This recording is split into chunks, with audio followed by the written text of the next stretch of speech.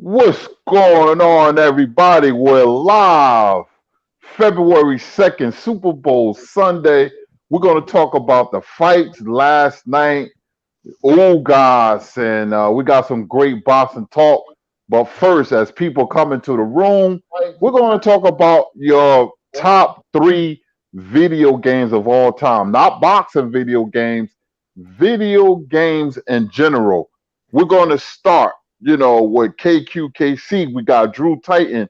We got the boxing spreadsheet, sheet, better known as Blood, and we got Fernanda Don, man. So we're gonna ask. Let me go to Drew Titan. First of all, we're gonna introduce ourselves. I don't want to jump the gun. Drew, tell the chat and the people where they can find you. Tell them about yourself. I am Drew Titan, Bronx on deck. New York born and raised, born in Harlem, raised in the Bronx. You can find me right here on YouTube at Drew Titan. You can find me on Instagram at Drew Titan. I'm all about staying fit, staying healthy. I'm about this boxing life. Yes, sir. Yes, sir. That's Drew Titan. Subscribe to Drew Titan. He has a very good channel. We're gonna go to my brother Bub Boxing, the godfather of boxing YouTube, aka the boxing spreadsheet. Tell the people where they can find you and tell the people a little bit about yourself. Yes, sir, man. You can find me at Retro Boxing and Documentaries, where I have the heavyweight series going. There's another installment about to be released, maybe today or tomorrow. I pretty much wrapped it up. I also have another project I'm working on behind the scenes with my boy Scrapbook Boxing, and then I also have something going on with Drew Titan, man, on Monday night. Michael Nunn, right? Drew, That's right. That's right. You let the cat out the bag, but we're gonna have Michael Nunn live on Monday. Right. Live on Monday. Drew Titan's channel. Okay, I'll be there too. So just to let y'all know. But hey, we finna do another edition of OG Boxing Talks. Your boy Blood Boxing.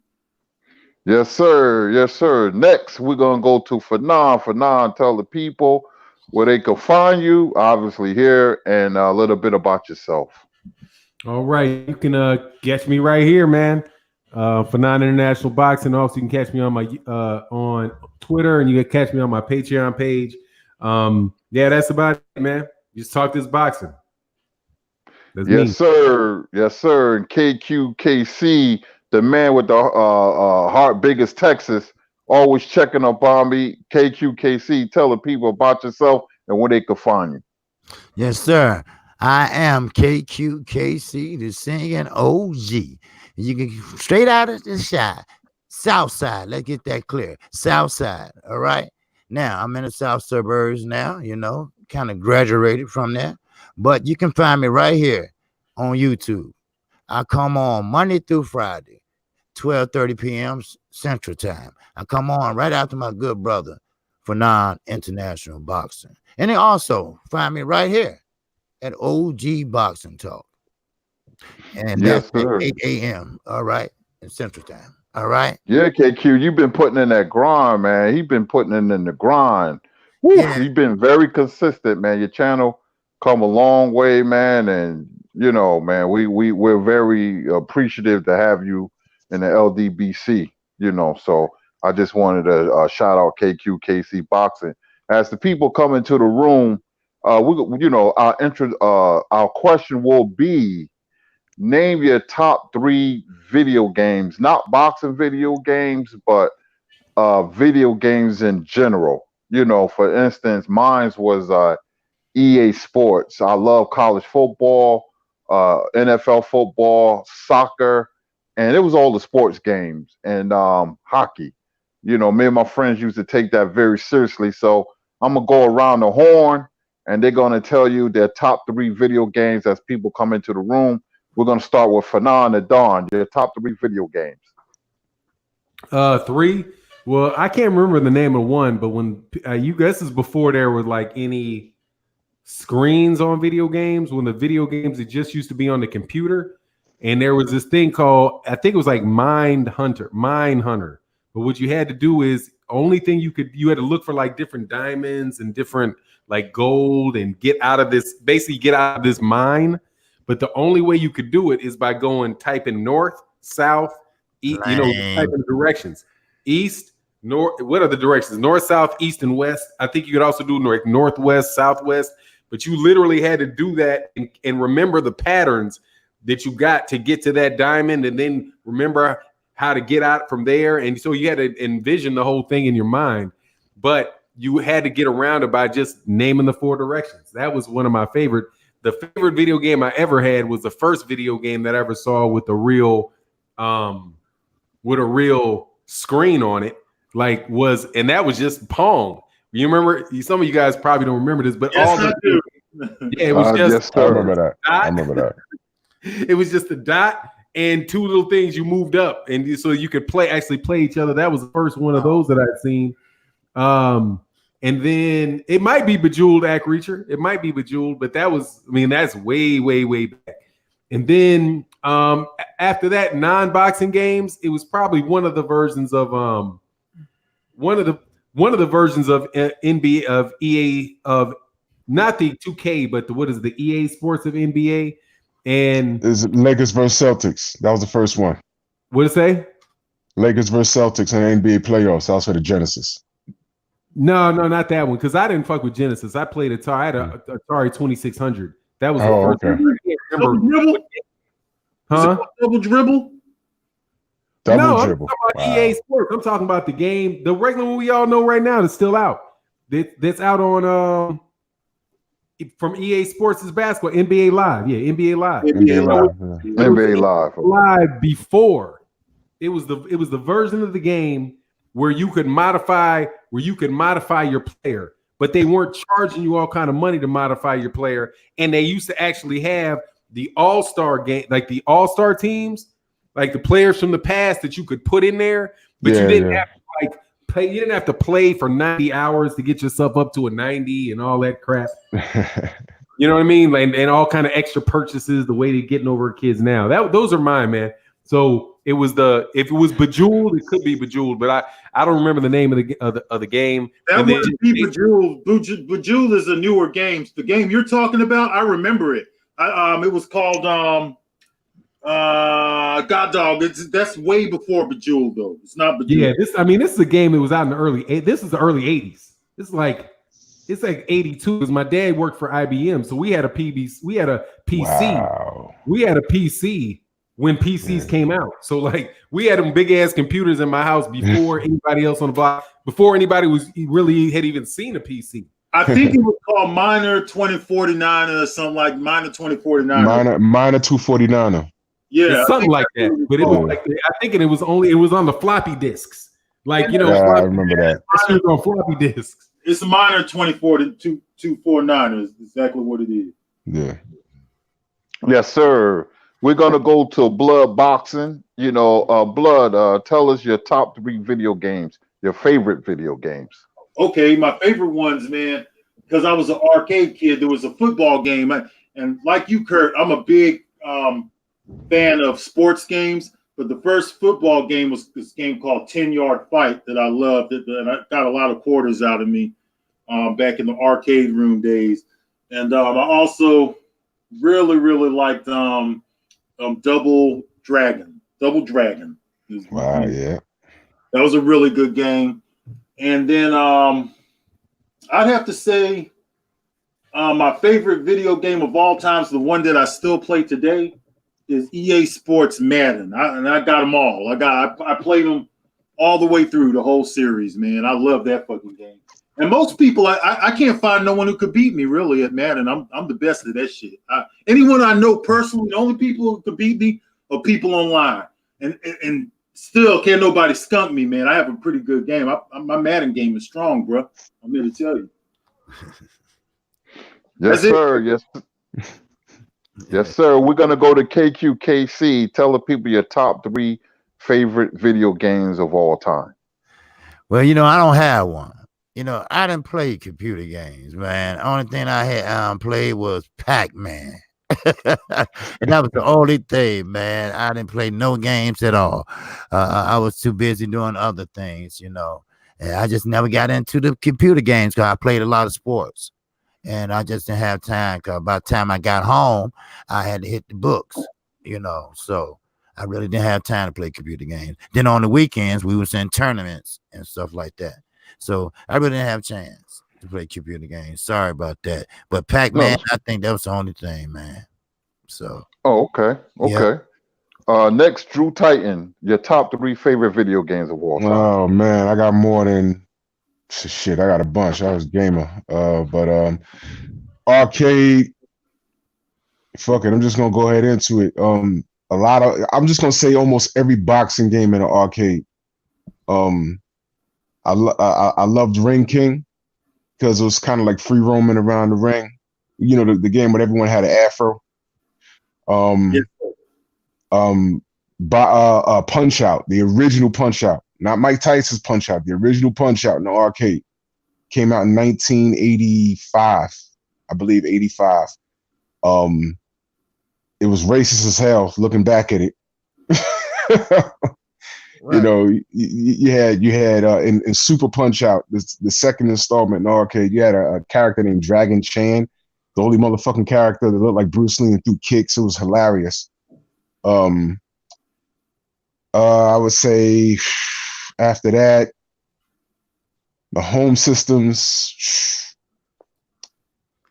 Well, you know what, you mentioned Double Dragon, but there was a game also called Renegade in arcade. Renegade. Yeah, I loved all those fighting, those beat 'em up games. I love those games. I love those games. The original Street Fighter, the first one before Street Fighter 2, the original one, or the Street Fighters. I fell off with that, after the 4, if I fell off, but Fight Night Champion, I still play that. Nobody could beat me in that. Nobody want no smoke on that video game. I still fire that up. Fight Night, bro. I'll give you some smoke. Nobody want no smoke with me on Fight Night. I knock anybody head off. To this day, I knock anyone head off. And my edits, I edited a lot of characters. I put a lot of time in that game. But I still play Resident Evil 5. Me and my boy, we still get online and we play Resident Evil 5. The mercenaries mode, you get to shoot people in the head, their head pop off. The shit is hilarious. But we still play. That's a great stress relief when you come home from work and shit, and the public done piss you off, and every person's head I pop off in that game is one of those passengers on my bus, man. It's hilarious, man. Yeah, but Resident Evil 5, they got a walkthrough. You could fire it up on YouTube, and I urge everybody, if you're not familiar with it, go to YouTube and watch that game. It is like one of the greatest games ever made. Resident Evil 5. Yes, sir. Yes, sir. Fanon, do we have any super chats? Laws the Punch Out TV. Much love in that super chat. It says salute Fanon and the OG. Salute to you, sir. Yes, sir. We're going to get into our agenda for today. There was a fight card on Thursday where the title have changed hands. We're going to get into it right now. We're going to talk about Tevin Farmer versus Jojo Diaz. I'm going to go around the horn, and people are going to give me their opinions. And we're going to start with KQKC Boxing. What do you think of the Tevin Farmer versus Jojo Diaz fight? Well, it turned out like I thought it would. Okay, what happened was that, in my opinion, that Jojo Diaz, when he fought Gary Russell Jr., he was ripping that body. He was ripping that body, and he was heavy-handed. And but Gary Russell Jr. was just too fast. He would get in, throw a combination, and get out before he get hit with the counter. Then he'll move to another direction.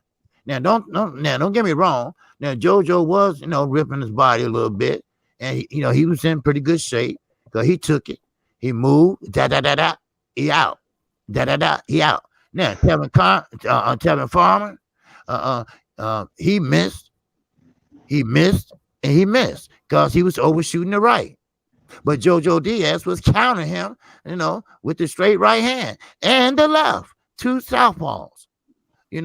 See, sometimes you overlook a fighter, and sometimes when a fighter been fighting someone that's less fundamental than they are, then when they run into somebody, because that was a step up fight for Tevin Farmer, no matter what nobody says. That was a step up fight for him.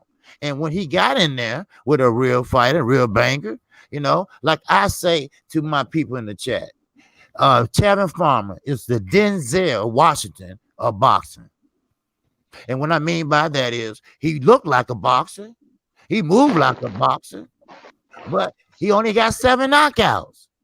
So that means that you can't hit hard or you got brittle hands. If you got brittle hands, you don't need to be with everlasting gloves on. You need what Floyd used to wear, you know, because he had brittle hands once in time, you know, till you start taking them injections, but that's a different story. But anyway, so sometimes, you know, your loss could be your win. You're going to learn how to go back to that drawing board and learn how to really sit down on your punches. Because after a while, JoJo Diaz just was walking right in there. He didn't care about that cut on his eye. Because the punches, he was used to them. He walked straight in there and was countering him. As a matter of fact, that cut started bleeding for a while. Then he really got to work. So, you know, I wasn't surprised. I wasn't surprised at all. And, you know, and then Ron Davis, he tried to be a little smart ass. You know, trying to say, you know, don't ever disrespect my name again. Then he put up the tweet that Tevin Farmer did, 4 months ago, and said JoJo Diaz, he going down or some shit like that. So Gervonta Davis posted that up there trying to be a smart ass, you know. So therefore, you know, that's how the fight turned out pretty much, you know. And then when it was time, you know, see, everybody said, well, Tevin Campbell, Farmer, Tevin Campbell. Oh, wow. Can we talk for a minute? No. I always say that shit. All right. And everybody was asking, you know, why he's not sitting down. And he breathing hard. Around the 3rd round, he was breathing hard. The body shots.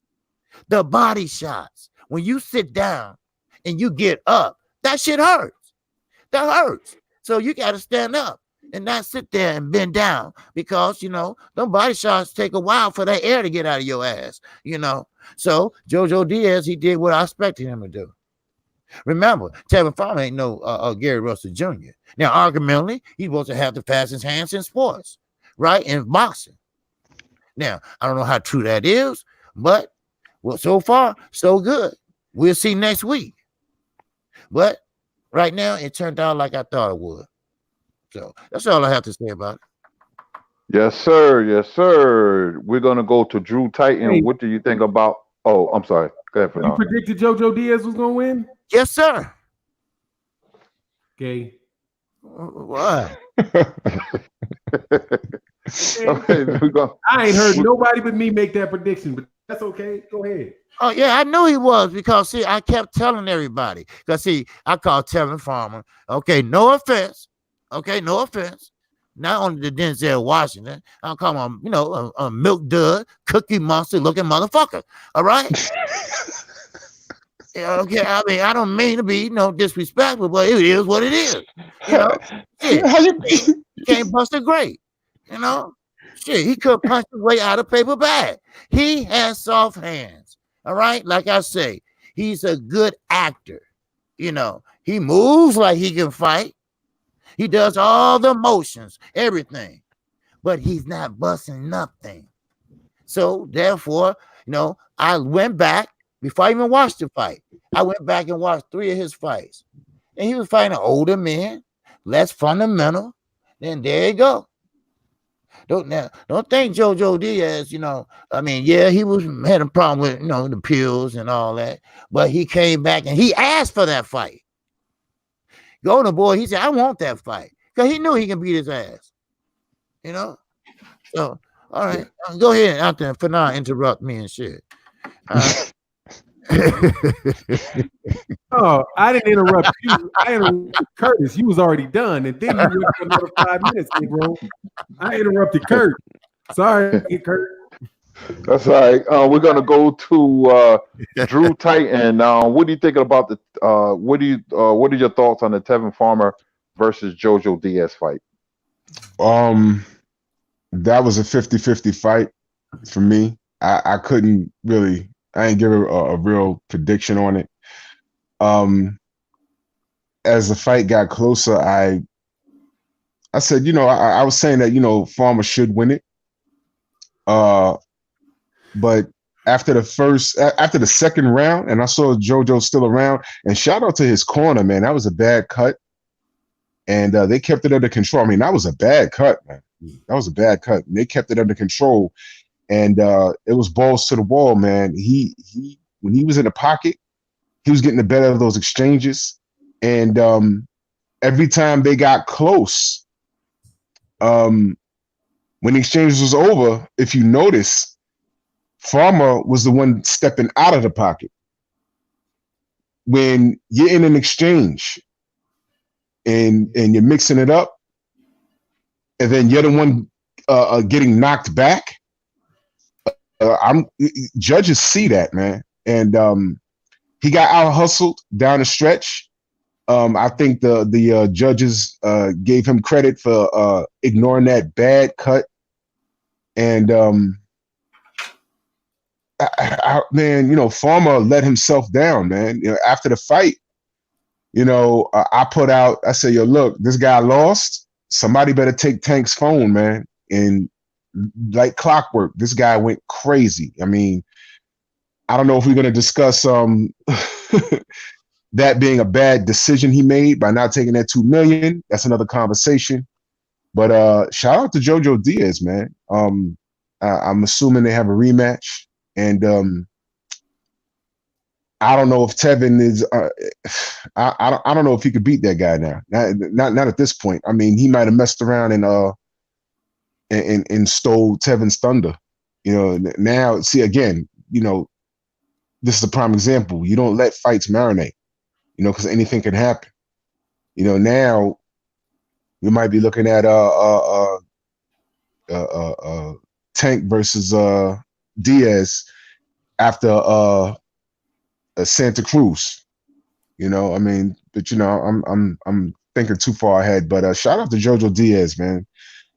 Tevin had to go to the hospital and all kinds of stupid shit, man. But I mean, come on, man. I mean, he got our hustles down the stretch. The body work made the difference, and pretty much all the fighters this weekend, and we'll get to all of that. They kind of fought out of character, but we'll get to that. But that's all I got on that, man. Tevin fumbled the ball, man. Totally fumbled the ball, and he only has himself to blame. That's all I got on that. Yeah, before we go to blood, one fight that's not on the agenda that I want to talk about later is Chris Collard versus Gallardo. Woof. Well, anyway, yeah.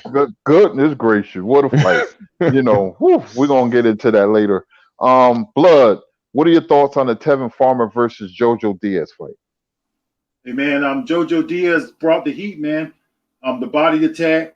Tevin Farmer just doesn't have the power, man. Just like everybody else said on here, he just lacks the power to get him out of there. And to be honest, man, I mean, he has quick hands, but sometimes he takes unnecessary shots too. I definitely have to say that I didn't really want to see him fight Tank Davis anyway, because Tank Davis can't even make 135. He could barely make 135. So I don't know why he's been going back and forth like a little poodle with Tevin Farmer for the last 4 years or something, 3 or 4 years. That shit's been going on. So it never did happen. It wasn't a great fight anyways, because these little guys don't want to fight each other. And like I've said before, I mean, this was a good fight. I mean, because you had a guy, I believe that Tevin Farmer is with Eddie Hearn and JoJo Diaz is with Oscar De La Hoya.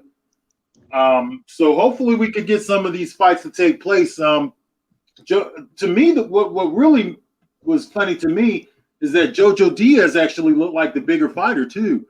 And he was the man moving up. He looked naturally bigger than Tevin Farmer to me.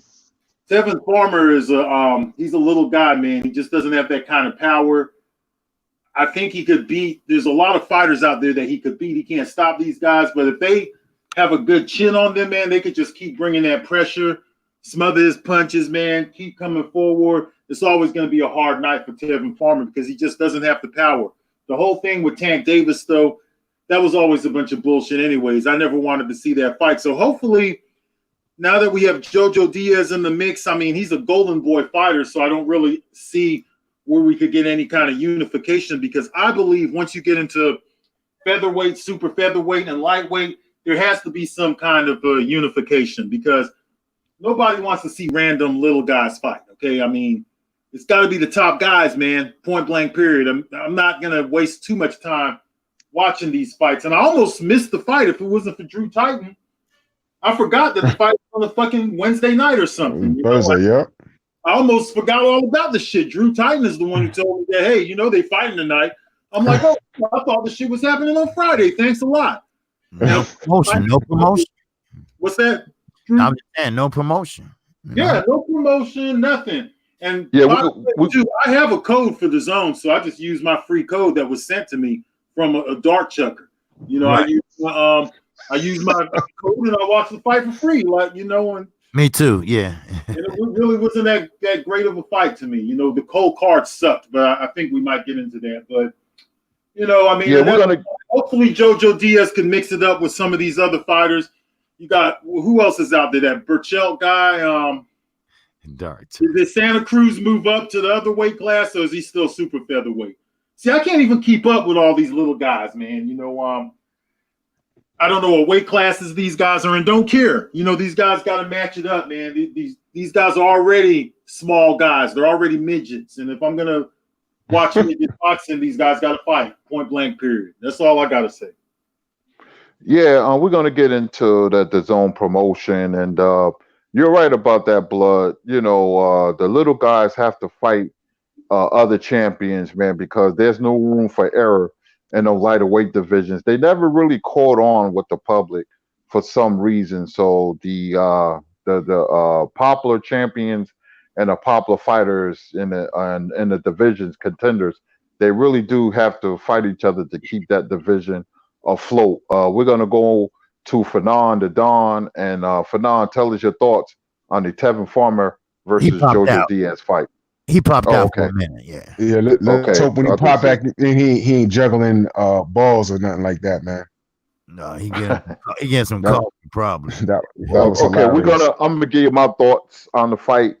I picked Diaz to win, you know, because I just said that I like his body attack, but he didn't look that great to me either. It's just that Farmer was less effective than Diaz. Farmer seemed like something was wrong with him. He kept looking up in the air, and you know, you sure he was looking in the air? Was going on?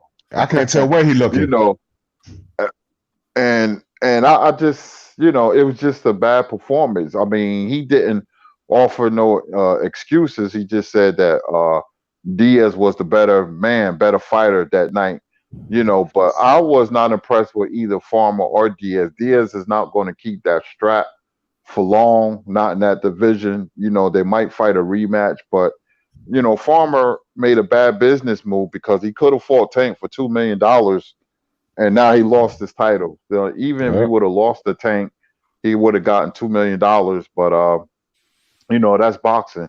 We're going to go next.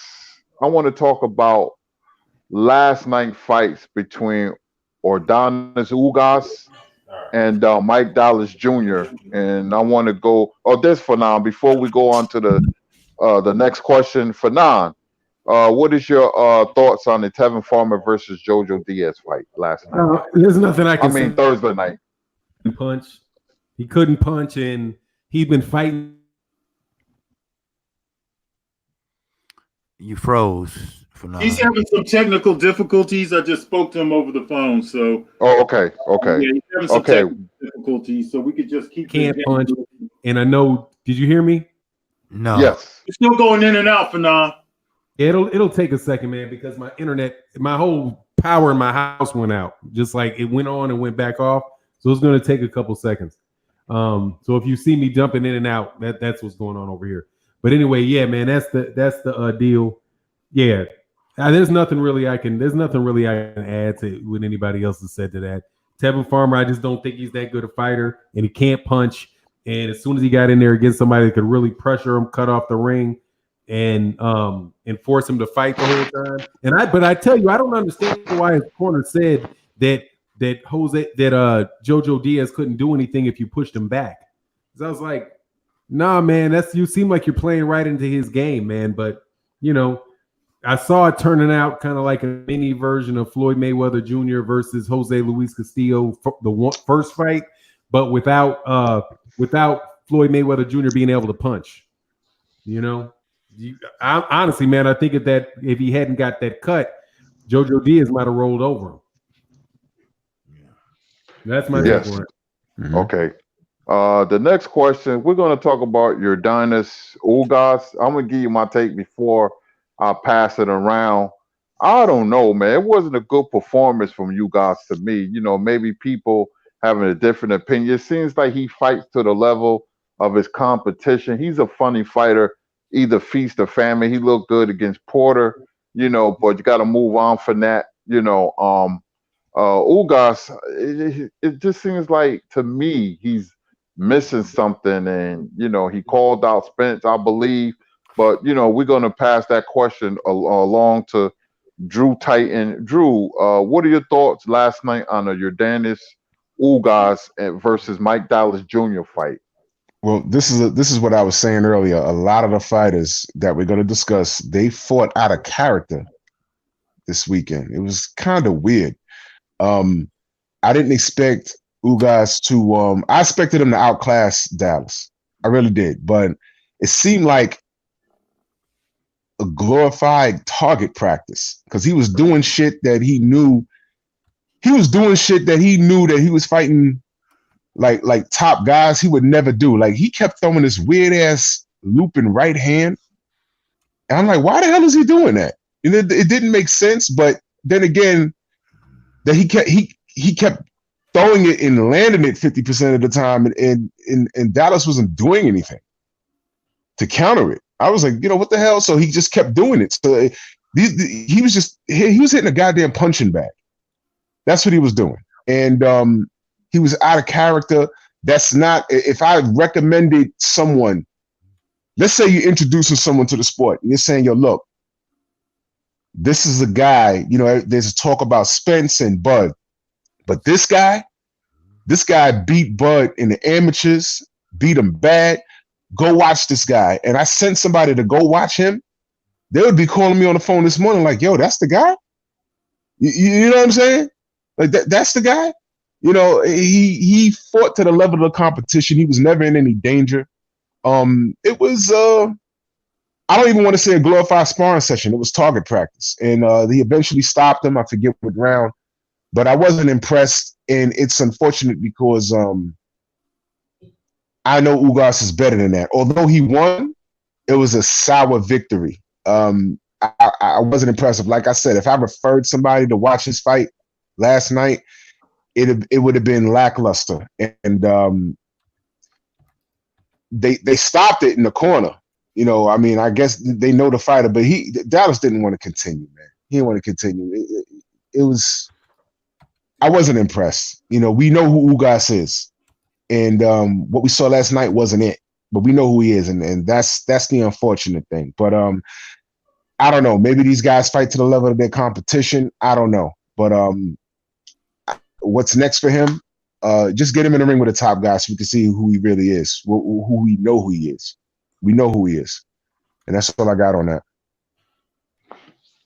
Yes, sir. We're going to go to Blood next. Blood. Can I read a couple of these super chats, man? Because we got 4 super chats that I didn't. Oh, yes, sir. Yes, sir. Yeah, the brother Showcase says, peace, brother Fanon. On the panel, Ron Finkley said, I hope you guys talk about Gallardo's Clay. Hey, man.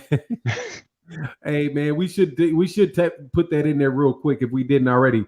And B. Seminole said, do you think Farmer has been too active? I do. I think absolutely positively think Tevin Farmer was too active, man. He's been in training camp for a year and a half, man. You got to let your body rest. And he's not a super young guy. You got to allow your body to rest. Go ahead. That's it, though. If you want to talk about the second one, man, the Gallardo's from my man Ron Finkley about Gallardo's versus Clay. Yeah, I'm gonna get to that. That's going to be my next question after the Ugas and Dallas Jr. fight. Blood, did you see the Ugas and Dallas Jr. fight last night? And if so, tell us your thoughts. Yeah, I saw the fight, man. Ugas is a good fighter, man. He's decent. He's just one of those guys who we really don't know where he's at because a lot of these welterweights, there's not really a valid ranking system. I think that he would be a good comeback fight for Errol Spence, man. I think that this guy would be great for an Errol Spence comeback. He's not one of the top welterweights in my opinion. I do think that he's one of those type of fighters that could ruin a good night, But, I wasn't that impressed with him. It's not like he's no legendary fighter that I'm going to be talking about 15 years from now as a great fighter. He's one of those guys who's going to fall through the cracks like several other fighters. Nothing that really stands out.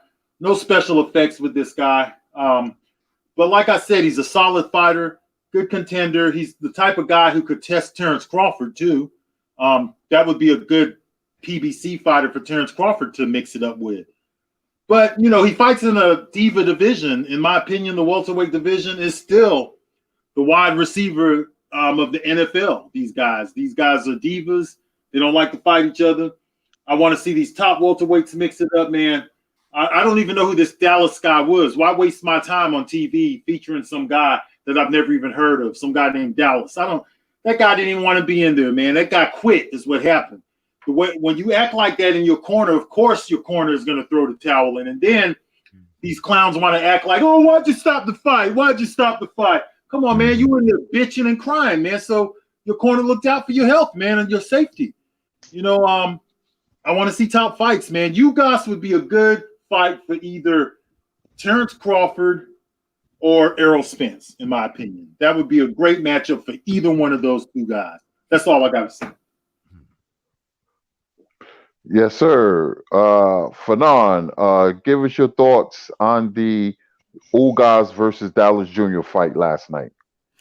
Man, I thought it was good, man. But still, Ugas is one of those type of fighters, man, where he's a come forward fighter. He's going to be banging your body. He's going to look to counter you. It's just nothing.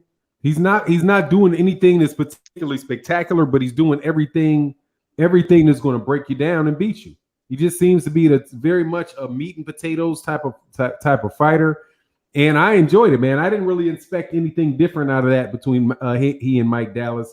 I had heard of Mike Dallas. I think I might have seen Mike Dallas fight once or twice. Nothing particularly outstanding about him, but Dallas is out there to survive and to try to keep from getting hit by them body shots and getting hit from them shots cleanly. But eventually, he just wore him down and broke him down. But to me, Ugas is just a meat and potatoes type of fighter that's going to be difficult to beat because he doesn't make a lot of mistakes. So when you don't make a lot of mistakes, you're not giving people a lot of room to tee off on you. And I agree with Blood for the first time in about 3 months that it would be a real good fight. I think it'd be a real good fight for Terrence Crawford. That's what I think that should be a fight that Terrence Crawford makes personally. Because it's something that it'll be a tough fight for him because Terrence Crawford likes to use a lot of feints to set people up and get you kind of off your he uses a lot of feints to get you to do this or get you to do that. But when you have a guy like Ugas who just really doesn't, who's very, very basic, I see that fight being like a much better version of Ugas Kalvanakis in Bud, because that's what Ugas Kalvanakis was. He's somebody that's just very straightforward. He's coming straight at you, and he's not making a lot of mistakes. But Terrence Crawford's not going to be able to do what somebody like Ugas is. Just step up the gas,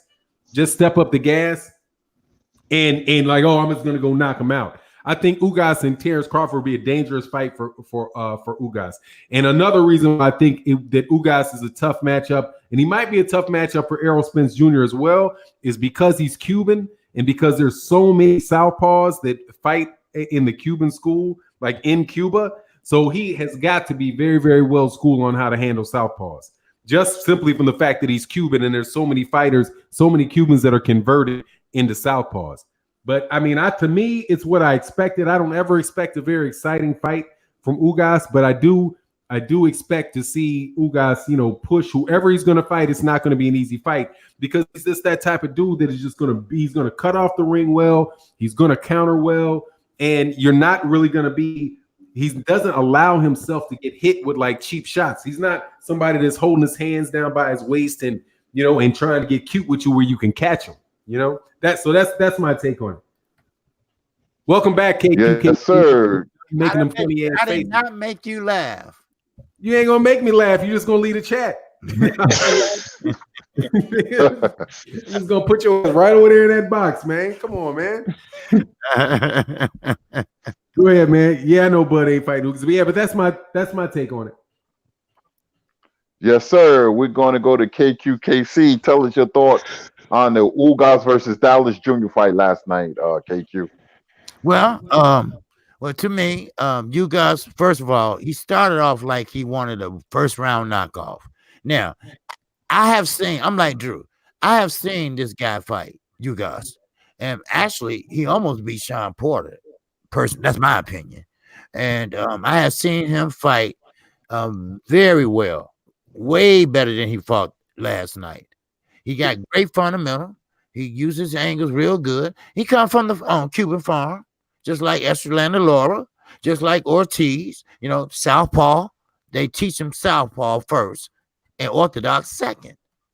They live there. They box 3 o'clock in the morning. They boxing. Cuban style boxing is different from American style boxing.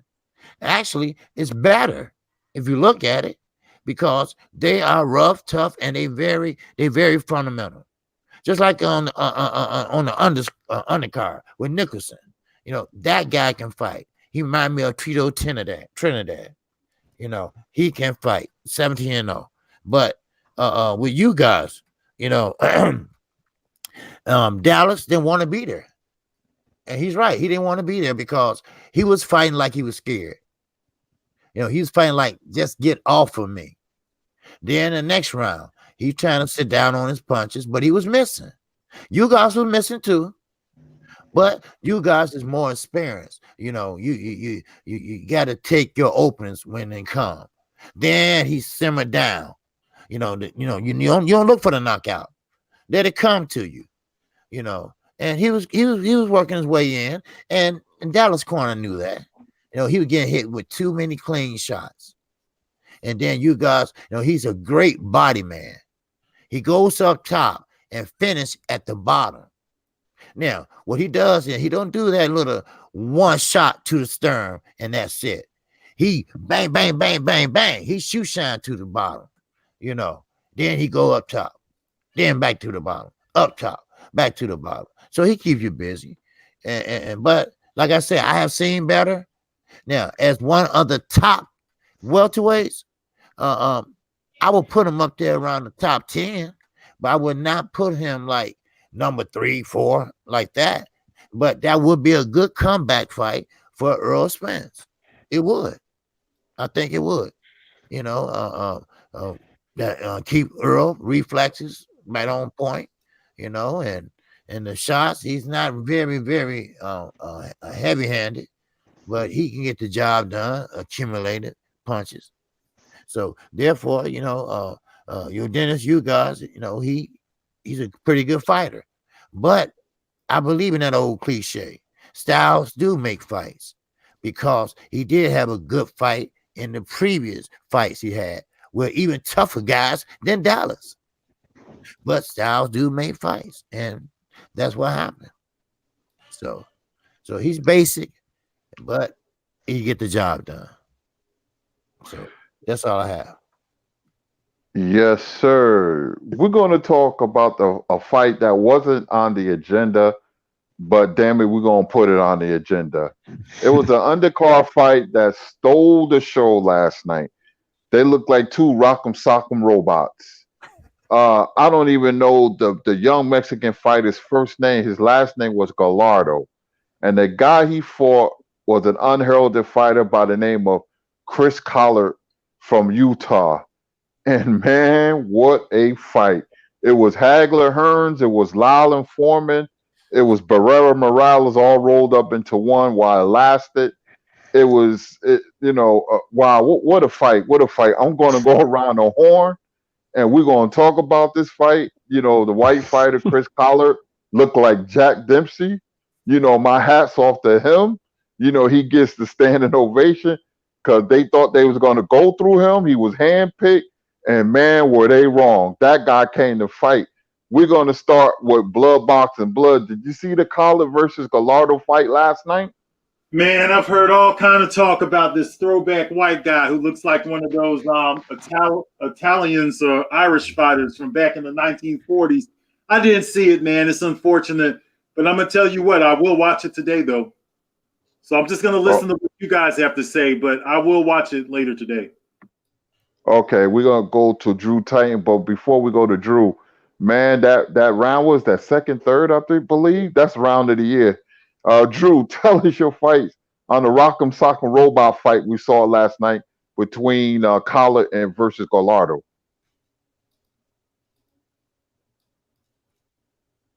You there, Drew? You on mute? Yeah, no, I'm here. Okay. Could you tell us about the Gallardo versus Collard fight last night? What are your thoughts on that fight? Oh yeah, that shit jumped on me. Yeah. Woo! That was fucking crazy. He came in there, and not for nothing, when I believe he was handpicked. And wow, he didn't come in there to lay down. I guess he didn't get the memo because he was supposed to lose, from what I understand. And he wasn't having none of that shit. He had his opponent down, then he went down, and it was like a movie. And you know what? I want to see him again. You know who he reminds me of? As far as his demeanor, not necessarily style. Does he not remind you of Scott Pemberton? Yeah, I remember Scott Pemberton. Yeah. He reminds me a lot. His energy reminds me a lot of him. And I was watching this guy, and I was just taken back. I said, man, this guy, you throw him in a time machine, send him back into the late 80s, early 90s, man. This guy's he's a Tuesday night fighter guy, man. This is a guy that will make a lot of money fighting at least once every other month on Tuesday night fights, man. That was fun, man. That was fun. And you know what? I want to see them again. Because he got to get that win back. But that was incredible. I enjoyed that.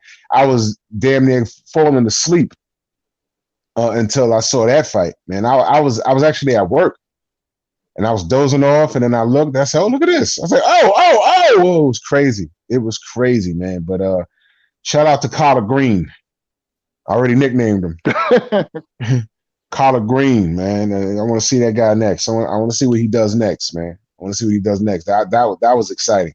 If they're smart, you throw him on a lot of undercards, and you match him. Look at me with my promoter's hat on. You match him against guys that's gonna put him in there with top 20 guys, and make those fights look good, and until he's in title contention. But that was fun. That was fun to watch, man. That's all I got on that. Yes, sir. Thank you very much. We're going to go to Fanon. Fanon, tell us about the Collard versus Gallardo fight last night. Your thoughts? Man, that shit was hilarious. That shit was like a world star hip hop fight, man. I thought somebody was gonna fucking pull out a chair or some shit. It was hilarious, man. First of all, Gallardo sucks, man. Mm-hmm. He got that big oblong head. You know how like you put a baby, they tell you to move a baby every once in a while. You can't just leave a baby. If y'all have little kids, you can't just lay your baby down in one spot. If you do and let them lay there for too long, their head will flatten out. You know what I mean? You get that big ass flat ass head. That's what he had. Like his mama, when his skull's still soft, his mama just let him lay down or let him lay down too hard. But that dude sucked, man. He came in there acting like he was Mr. the Man, winging these wild ass shots. And fucking what's his name? Green. Yeah. And then he got out of it. Then the motherfucker was bleeding all over the place. Thought he got out of it. the referee when he knocked down Green, dude, you should have. Hey, I tell you, go back and look. I got you now. Look at you, head on down. Nah, I was looking at you, huh? I see you right there, dog. I can get you now. There you go. Yeah. You see how you thought I was? I see. I can do two things at the same time. Man, when that referee go back and look at the referee, dude, when the white boy got knocked down, he was looking at the white boy. His face looked like this. I got your ass knocked down. Man, that motherfucker when Cabinet got back and won that fight. That shit was great, man. It's great. That shows you why you should have evenly matched fights. Because evenly matched fights are fun to watch. You know, Mike Dallas against somebody that Mike Dallas is a competitive fight makes it a good fight, man. But that I like that, and I also appreciate the fact that they're showing more undercards now. Like that's one advantage, like Fox, you know, to what Fox is doing and what Showtime is doing now with the internet is that you get to see the undercards. Either Showtime will show the undercards on their YouTube channel, or Fox will put the undercards on FS1, and you know, DAZN got like 1 million undercards, man. You get to see some crazy shit, man. It makes boxing exciting. You know, that's my take on it.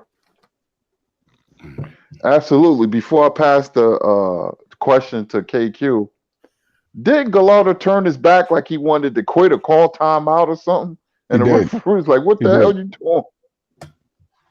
Oh man, I enjoyed that fight. KQ, can you tell us your thoughts on the Gallardo versus Collard fight last night?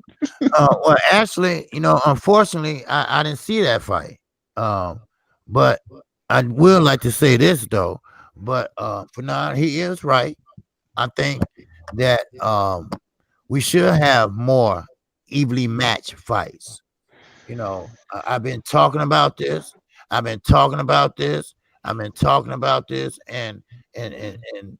they still won't, you know, step up to the damn plate. You know, the money gonna come. Like I try to tell everyone, the money gonna come, but you got to get in there and fight. You know, that's what you signed up for, to get in there and fight. Then it will come, but you got to win. You see, just like Showtime, like Fanon say, they show the undercards, just like Al Heyman. He will put you in a position, but he ain't gonna give you no belt. He ain't gonna give you that money, but he gonna put you in a position to do well. And it's up to you to stay in that gym and do well.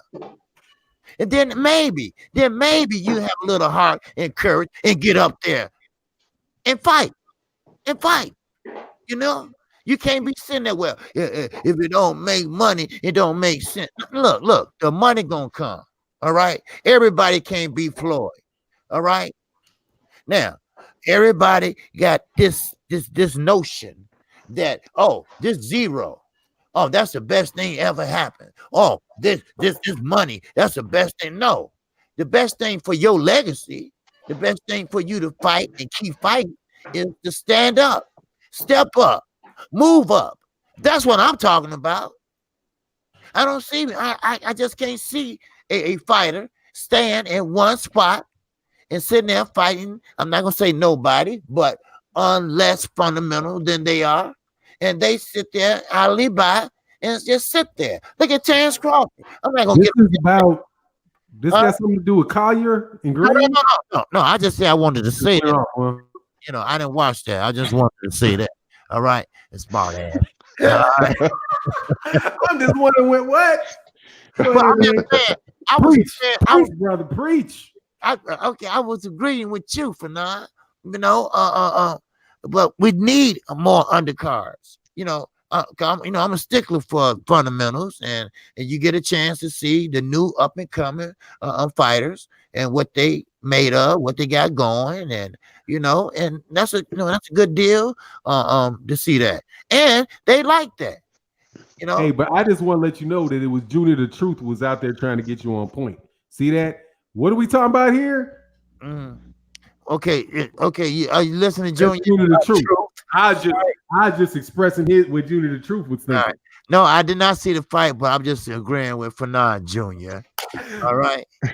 right. I can talk for 10 minutes about it. Let's go. Okay. But anyway, I think it's a great idea that they showing more young fighters on undercards. But one more thing. That damn DAZN. The other night, one night they had me up 6 hours on this bitch. Then last week they had me 5.5 hours on this bitch waiting on the main event. We shouldn't have to wait midnight for a main event. And another thing, one more thing, and I'll be through. Hey man, you know we never make the time, man. It's 9 o'clock. We got like 8 other more subjects to go. Oh, okay. If you don't have something on the subject, dog, it's okay. The next one you got something on. We can. Okay. All right. Okay, just forget it. All right, go ahead. All right. I'm through. Yeah. Yes. Thank you very much. You know. Thank you very much, KQ. Do we have any super chats for now? No. Oh, Justin Marsh in the super chat. Much love, Justin Marsh in that super chat, man. Appreciate you, sir. But that's it. Okay. The next question on the agenda, we're going to talk about DAZN, and this is an opinionated question, of course. Is DAZN a flop? You know, is the promotion really bad? And it's a two-part question. And is YouTubers good for boxing? So we're going to pass that on to Blood. Is YouTubers who boxing good for the sport of boxing? And do you think DAZN has flopped? Yes, we predicted it from the get-go, man, that DAZN was not going to be successful over here in America. We told the people this from over in the UK, and they were mad at us because they want to tell us how to spend our money over there, the dark chuckers and the supporters of Eddie Hearn. Like I said, Eddie Hearn is one of the first promoters that I've seen that's had an extreme fan base on social media. I've never seen anything like it.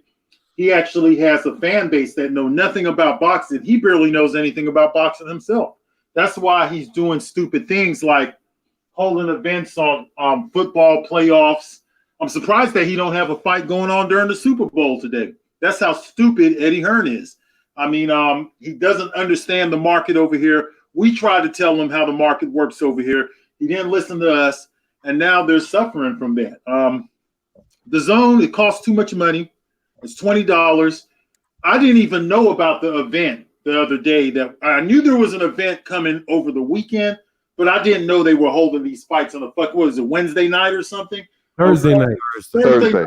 Okay, so Thursday night, I'm talking to Drew Titan over the phone, and Drew Titan asked me, say, hey, are you going to watch the fights tonight? I'm like, oh, those shits are tonight? I had no idea. So, you know, once again, I just don't see where they're going to make this money back. The quicker they go ahead and just get out of boxing, the better off for some of the fighters who are involved in that whole thing. I don't know how they're going to pay Canelo Alvarez. I don't know how they're going to pay some of these guys that they signed to these big contracts. Hopefully there's a way out of these contracts because they're not going to last, man. As far as the YouTube celebrity boxing, I think Demetrius Andrade, he boxed one of those guys, didn't he? One of those Logan boys last night or something. I think he boxed one of them damn Logan boys the other night. But, you know, these guys, these fighters, they lack personality, okay? So basically, I have a problem with YouTubers being featured over real fighters, but in this day and age, I don't have a problem with it because once again, I've said it and I'll say it again, there's like 80 of these title holder guys, okay? You might as well make up a YouTube champion belt. You get a YouTube champion belt out there, maybe some of the YouTubers could show these fighters how to have some swag because these fighters lack swag, they lack personality, there's too many belts out of there. All of these guys want to call themselves champions, but yet they're being featured on the undercard of a YouTube channel. Now, if you talk enough shit, you talk enough crap, you could actually, you yourself, all you uploaders could actually be the main event to some of these fighters if you just could get the audience. If you bring in the audience on YouTube, you could be a main event fighter. What we need is somebody who represents the boxing community. I'm too old now. I can't do it. But we need one of these guys who have a boxing channel to get involved in this mix, okay? I would like to see that. one of these younger guys who are in their 20s, man. You guys should be trying to become world champion, man, or try to get you a main event and get guys like Tank Davis and them to fight in your undercard, because that's what boxing has been reduced to, okay? So I really do have a problem with it, but in this day and age when guys don't want to fight each other, I don't have a problem with it. DAZN is a failure, by the way, too. After DAZN, that whole YouTube boxing thing will be done and over with. That's all I got to say. I'm done with it. I'm confused, man. You have a problem with it or you don't have a problem with it, man? So I have a problem with it, okay? I have a problem with it, but I don't have a problem with it in 2020. If this would have been the year 1995, ain't no way I would have wanted to see my favorite fighters from that era, Roy Jones, whether it be Pernell Whitaker, whether it be Bernard Hopkins, all of those guys, Lennox Lewis. I would not have wanted to see any of those guys fight in the undercard to blood boxing, okay? Because if it was 1995, I would be whooping all y'all's asses. All y'all who got channels, I'll challenge every last one of y'all. The only reason why is I'm too old. But you lucky there was no damn YouTube when I was 25, because I would have fought all you motherfuckers. I'm here to tell you, all you with a channel, including you, Fanon, I would have knocked your ass out. It would have been an easy fight. Blood boxing versus Fanon, man. I would have beat the shit out of Fanon, boy. Listen here. I would have rolled Fanon all over the damn ring, bro. Okay.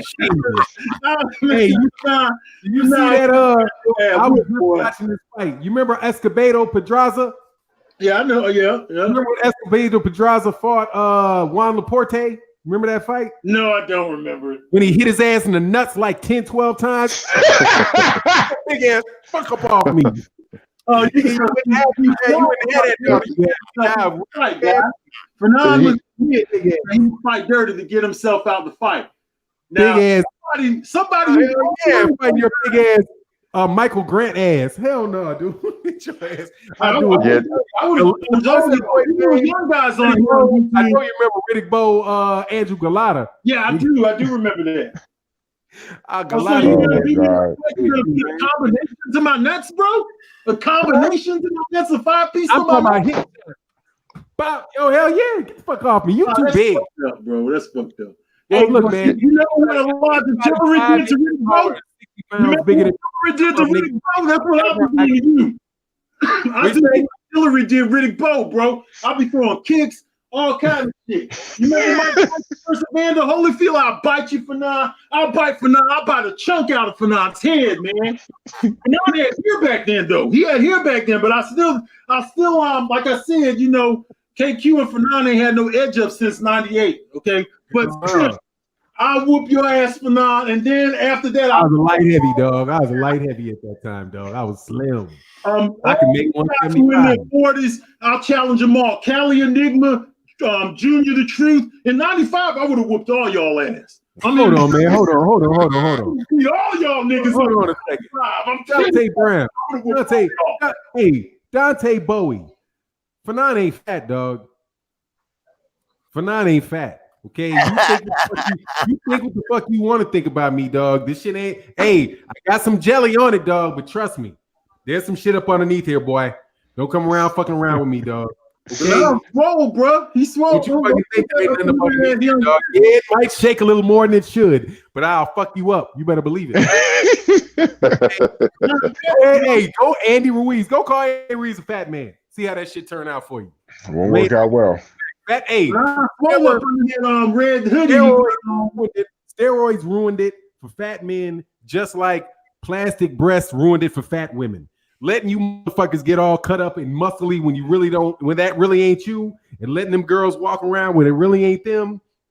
Them fat boys whoop your ass, dog. You know you didn't used to pick on fat dudes. You might talk shit from across the room, but hell no, some 6'3", 350-pound fat man will fuck you up. Remember I said that before you talk that shit. Go ahead, man.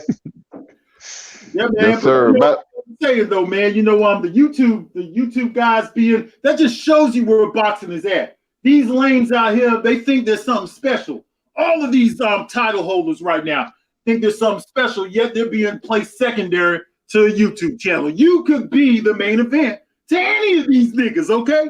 If you got a little bit of hands on you could challenge all. That's what you young guys on YouTube should be doing.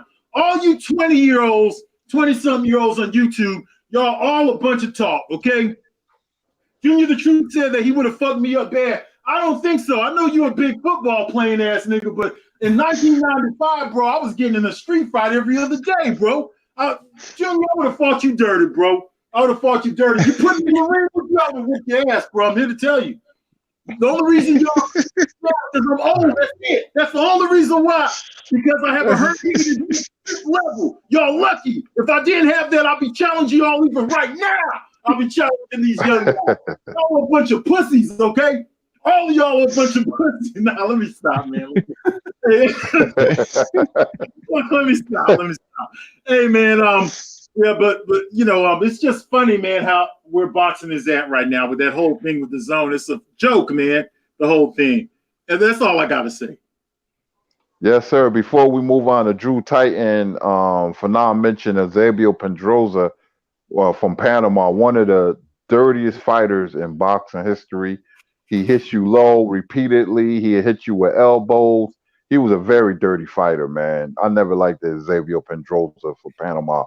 But hey, he hit you with like 3 straight. He hit the ref on this side and hit you with like 4 straight elbows. And bop, bop. I know what fight you're talking about now, man. I'm sorry about that. I'm sorry. Y'all had to refresh my memory. Yeah, I mean that's early. Yeah, he was dirty. All right, if you don't remember. Ooh, he was dirty. You know, but we're gonna ask that question to Drew Titan. Hey, let me get it. You know, do you think YouTubers is? Oh, what you say for now? Yeah, let me hit these two. Okay. Ron Finkley said 20 days decapitation season Kings fight on February 22nd. Vibranium Nights pay-per-view sports. Yes, sir. And Brian Moses is laughing at something we said, man. That shit is like blood talking about he gonna beat me up, nigga. I'm gonna go back since we're gonna go time machine fights. I want to go back and fight you in 1974. Yeah. You would have whipped your ass in the crib. You would have whipped my ass in 74, man, because I was just only like 2 years old. But hell yeah. Hey, wait. Time out. And wait. I'll fight you now, bro. I will fight now. Hey, dog, look. If you fight me, man, we don't, seriously, man, we don't want you to have no heart attack, you know. Oh, man, please, man, you older than me, man. Come on. Oh, hey, shit. Make America trap again. No, I'm not going to fight no black fight fan. There's like 10 years between me and that guy, man. There's like a 10-year difference. And plus, he's too big. He's a different weight class, bro. Yeah, motherfucker. Only 185, 90 pounds when I'm in shape, bro. I'm a skinny frame, bro. But I have some power. I'll knock you out, man. Make America trap again. Are you from Chicago? Cause that young man right there, he's from Chicago. I know that face. So I'm just wondering, are you a fan or are you from Chicago? Because I know that man, young man. He plays in a picture that they filmed right here in Chicago, not too far from me. Just ask. That's all. Okay. Yes, sir. All right, carry on. Can I give my opinion We're now? gonna. Oh, God yeah. damn it. Only if you with blood or not. Shit. Oh, okay. Love the show. Okay. We're gonna go to Drew Titan. We're gonna ask him about are YouTubers good or bad for boxing, and is the zone a flop? Yeah. YouTube, you know what those guys need to do? They need to wake up and realize that they have their own market now, and they don't need the zone to market them. Whatever contract they got with the zone, once it's over, they have their own bread and butter. All right, they don't need the zone. Now that they've ventured into the zone and the world knows what they're doing, they could go right here to YouTube and do their own thing and box the zone out. That's number one. Number two, the zone is fucking horrible for boxing because of that. They're horrible for boxing. All right, they don't love boxing. They made it very clear they're about dollar signs. This is a business, and they saw they saw something very lucrative in this YouTube shit. They don't care about Andre, although Andre, you know, he re-signed with Eddie Hearn, and he said, you know, look, this is a great move for me because he's paying him top dollar to fight pieces of shit. That's what it is, and there's no real risk there. All right, that's why he resigned, because he knows if he signed with PBC, he's gonna have to earn his paycheck, and he could really get up in there and people in his weight class and fuck around and lose. You understand? The zone is horrible for boxing. Their time is almost up. I give them between now and the middle of 2021. This reminds me of wrestling, the Monday Night Wars, when Ted Turner came into the wrestling industry with a big old bag, and he started signing all these big names, and they had a good run, but you exchange quality for quantity. WCW, and this is me going off on a tangent. I'm a little bit of a nerd with that stuff, but it was interesting as far as business was concerned, because he had a big old bag of money and he threw it at these top names, and they left Vince McMahon, and they was popping up, and WCW was popping for a little while. They had like a good 3-4 year run, but then after a while you saw the quality in their product decline, and then people started jumping ship back over to Vince McMahon, and eventually quality outlasted the quantity. WCW had like 3 shows on in a week, and they oversaturated the market, and the people weren't hungry for it no more. There was less storylines, and you're seeing this shit with the zone. It's not the same, but it's very similar. All right, they're trying to throw all of this money around, and when they first came around, I had people telling me it's backed by some gazillionaire, and they're not going to run out of money. Let me tell you something, man. What makes a wealthy person smart is their decisions. What makes a wealthy person smart is their decisions. The owner of the zone, he don't love boxing that much that he's going to dump money into it without a return on investment. All right. So it's cool for now. All right. And Eddie Hearn got these fans running around, and Blood's right. I've never seen anything like this. This guy's a promoter, and he got fans like he's a goddamn fighter. This is ridiculous. Yeah. And I've read people comment under Eddie Hearn's interviews, and they'll say, "Oh, Eddie makes me so proud to be a Brit." What the fuck does that mean? What does that even mean? And I'm reading that like, oh shit, what is that? What is that? You okay? All right.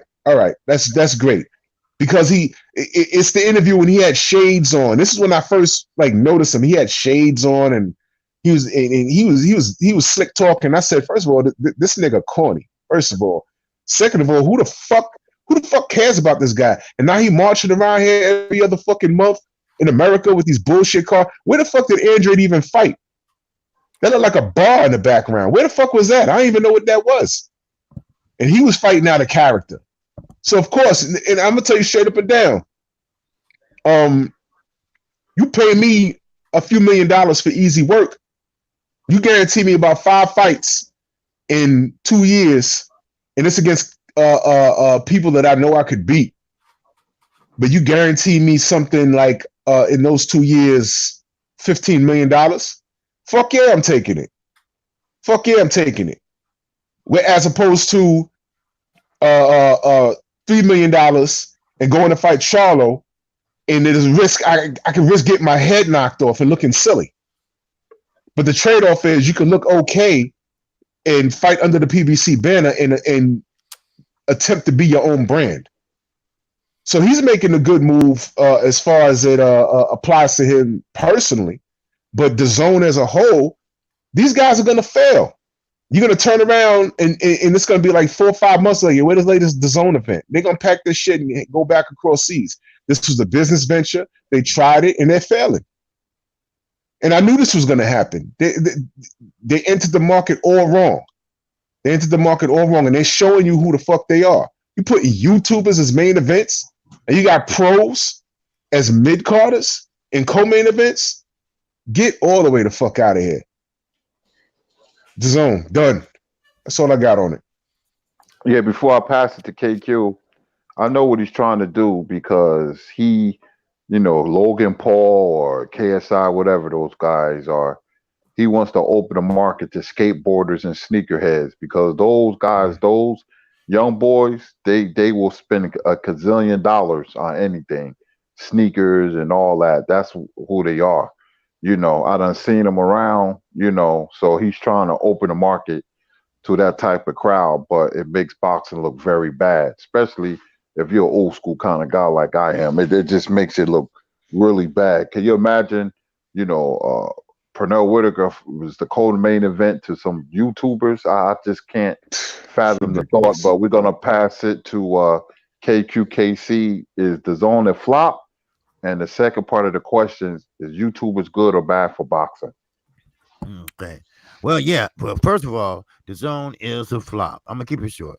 DAZN is a flop because, see, like I said earlier, just because you have 15 or 14 cards, and fights on one night, that doesn't mean that it's good.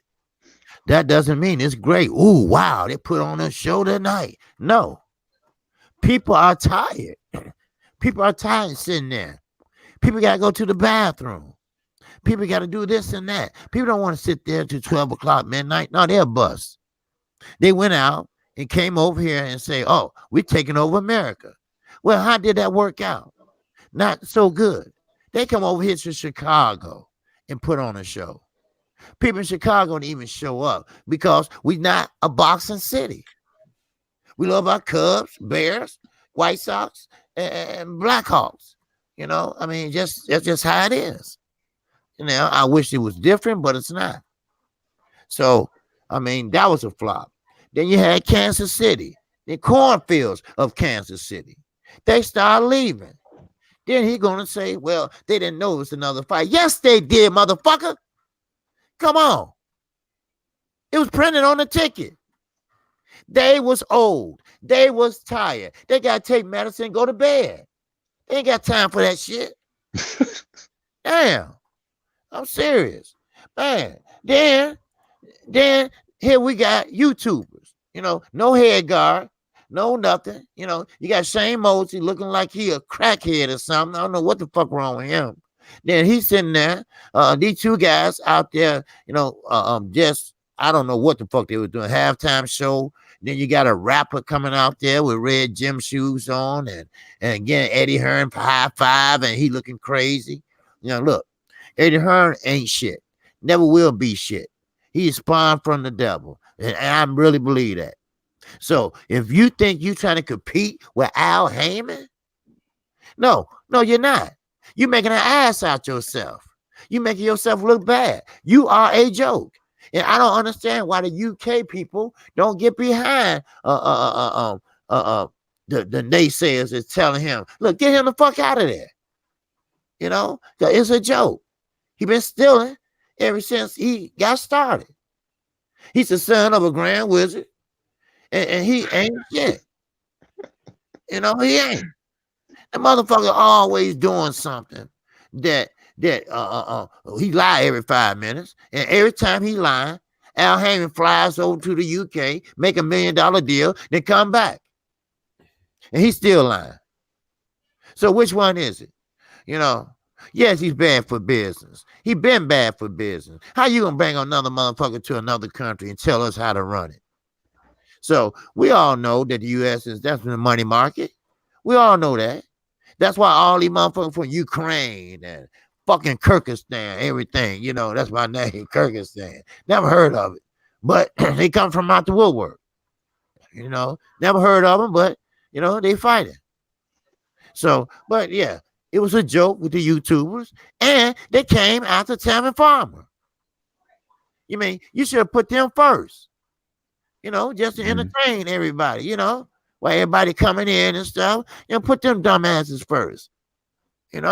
Man, they went before Tevin Farmer and JoJo Diaz. Afterwards, they was the co-main event. Co-main event. Like I told everybody in my chat, you ever heard of a cane whooping? I wish I had a cane. I'll whoop Eddie Hearn ass with a cane, with no doubt about it. Get one of them cane ass whooping, But that's all I got. Them cane ass whoopings hurt, boy. I'll tell you what. Hey man, what's up with Shane Mosley, man? God, man. I don't know what good point you brought that up, bro. I was wondering what's up with that old Jerry Curl ass nigga, man, head ass nigga. All them damn chemicals, man, fucking with his damn brain cells, man. Yeah, he all scared. He talks slow. He talks slow now, man. He's fucked up. Yeah. Mm. Yeah. He has slurred speech. Seriously, he has slurred speech. I know someone that talked to him, and they was like, "Yo, he don't sound good. You don't. That's not the same Shane from '98, man. He's his speech is slurred. He don't work out as much no more, and his head is he's always had a big cranium, and now being that he's not working out, he has no muscle mass, so he looks awkward now. Right. Yeah. Right. Then he got a pet monkey and shit on a leash and shit. I don't fuck on him. Oh God. For now, we have any super chats before I pass the question to you? No, sir. Let me hit rewind this, but no, I don't think we do. Salute the Trick Noty. What up? Trick know his boxing, man. Trick really know his boxing. I talk to him behind the scenes, man. You know, he really knows. Fanon, do you think DAZN is a flop? And part two to that question is YouTubers good or bad for boxing?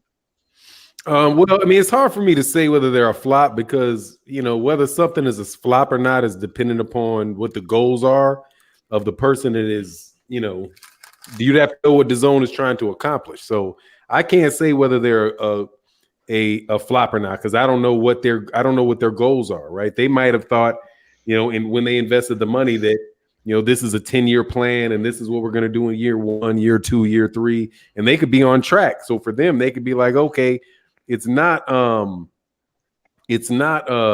flop. What for me, it's from what I can see of it, it is from a fan, it's not worth the money. I mean, I pay the money for the fight, and that YouTube fight pissed me off. Like, and the reason it pissed me off was after the JoJo Diaz fight, they put on the fight with the YouTubers, and I was like, what the fuck do I got to sit here? You've put this shit in the middle of 2 fights that I want to watch. So now I got to sit here and watch some bullshit I don't even want to watch. And because you're paying a month-to-month thing and it's just for boxing, then and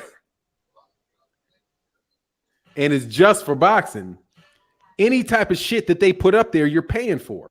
So I'm like, at least with Showtime, for Showtime, it's like there's other things on Showtime that I watch. On Fox, there's other things on Fox that I watch. So even though I know that, you know, through my cable subscription that I'm paying for them, you know, it's not like they're giving me a bunch of shit that I don't want to see. Every other platform has other things on their network that I want to see. The only thing that I'm interested in with DAZN is the boxing, and I might get 3 fights a year, 4 fights a year that I really want to see on DAZN, maybe 4. So 4 fights a year that I want to see, right? And I can tell you who they were. They were Monster Inoue last year versus Nonito Donaire. There was Regis Prograis versus Josh Taylor. I wanted to see the rematch with Anthony Joshua and Andy Ruiz. Those last year were the only 3 fights where I was like, I really want to see those fights. And DAZN is like, yeah, we had a lot of great fights.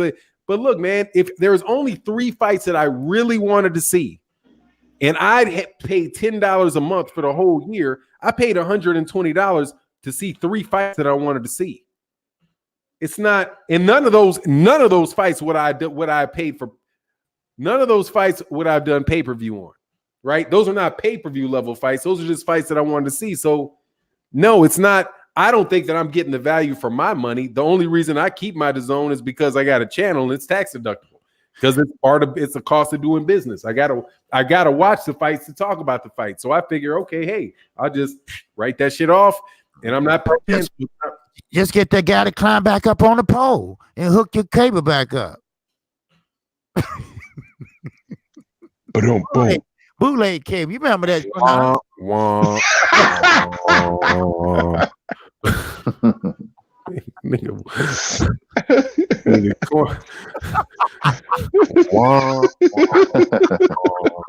Okay.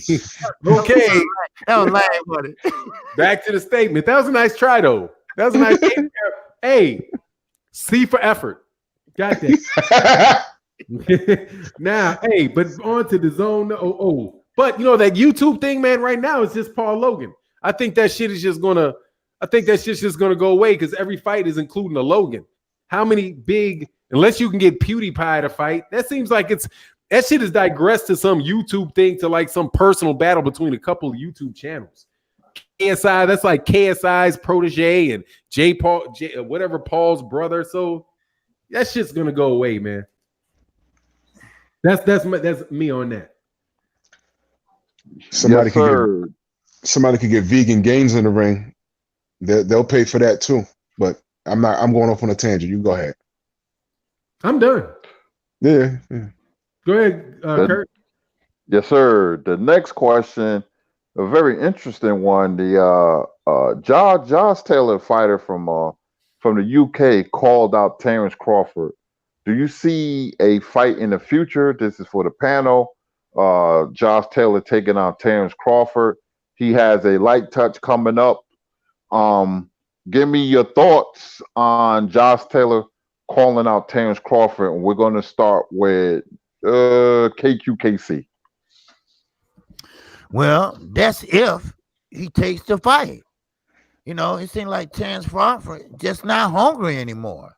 You know, but I mean, I get it. You know, Josh Taylor, he wants the best of the best. He's still hungry. You know, he came over the top rank for a reason. Well, actually for two reasons. But that would be a good fight for Terence Crawford. That would see either is he up for it or he's not. It's either the real deal or is he a hype job? Styles make fights. There you go again. So Josh Taylor, I think recent program beat him. Now that's my opinion. Now I don't know how true that is, but I will tell you this: Josh Taylor, he can fight, and Terence Crawford, he can fight pretty good. So therefore, that would be a good fight, and I think that'd be a fight that he should take, and that'd be a good fight before he get to Ramirez. That'd be a good like warm up, not warm up, but not tune up, because Terence Crawford is, you know, he's no pushover. He has a belt, but that'd be another belt that Josh Taylor would collect. So who knows? That might be a good fight, and I think Josh Taylor will pull it out over Terence Crawford. So, yeah, that's all I have for it. Hear that, Woolbag? KQKC, he says you lose to Josh Taylor. Okay. The same question you're going to pass to Drew Titan. What do you think about Josh Taylor calling out Terence Crawford for a future fight? I mean, why not, man? Listen, Bud got to do something. My 50 Cent voice, man. You got to do something, baby. You got to do something, man. We respect Bud, you know, pound for pound, you know, number one at 140. But he's at 147. You know, you got to do something now. Now you got to do something, man. You know, and this isn't hate. This isn't hate, man. We got love for Bud. We just don't understand the moves at this point. He has to do something at 147. And look, bottom line, he got to fight a name. He got to fight a name, man. He fought Green Machine, and I don't care what anyone says. He got knocked down in that fight, man. There was no excuse for that. He's better than that guy, and he stopped him. He stopped him, but you got to do something now, bud. All right, if Josh Taylor's a name, fuck it, man. Bite the bullet. Go get that name. Go get that name. 147 is flooded right now, and you got a title, man. So once you got a belt, there's no light work. There's no light work, man. Go ahead and go get that smoke. If Josh Taylor's calling for the smoke, go get it. Just go get it, man. You can do it. Come on, bud, man. Come on. We you know, I don't want him to fail. I just want him to, you know, get in the mix. Get in the mix, bud. If Josh Taylor's calling for the smoke, go get the smoke. And if you get in there and fuck around and lose, so what, man? Somebody gotta go. You know, so just go ahead and get that work, man. You know, this Bud conversation is exhausting. It is. I mean, what is he gonna do? What is he really gonna do? I mean, he's not fighting Spence next. You know what I mean? So what are you gonna do in the meantime? You're gonna sit there and wait? You're gonna fight another UK clone? Liam Killam, what, you know, they pumping him out of a factory over there, man. So Josh Taylor's called for the smoke. Go get the smoke, man. Just go ahead and get it. Go ahead and get it, man. We have faith in you, bud. Let's go. That's all I got. Yes, sir. We're going to pass that question to Blood Boxing. Blood, what are your thoughts on Josh Taylor calling out Terrence Crawford for a future fight? Hey, man, I like the fight between Josh Taylor and Terrence Crawford. Of course, I would like to see Josh Taylor unify at 140. I don't know whatever happened with that fight between him and that guy Ramirez. Are they going to still have that fight, or what's going on with that? If anybody knows. I think it's going to heat up as time goes along. Ramirez going to fight Postal. It was canceled to a later date. And Okay. Taylor has a soft touch. I forgot the guy's name. Asian guy, I believe. I forgot. Fong Wong, some shit. For long, They something don't like have that. it signed on BoxRec yet, though. I'm looking at it now. I don't see him signed to fight anybody, but he's fighting an Asian guy, you said? Yeah, either Asian guy. First situation that it's not on BoxRec. Right.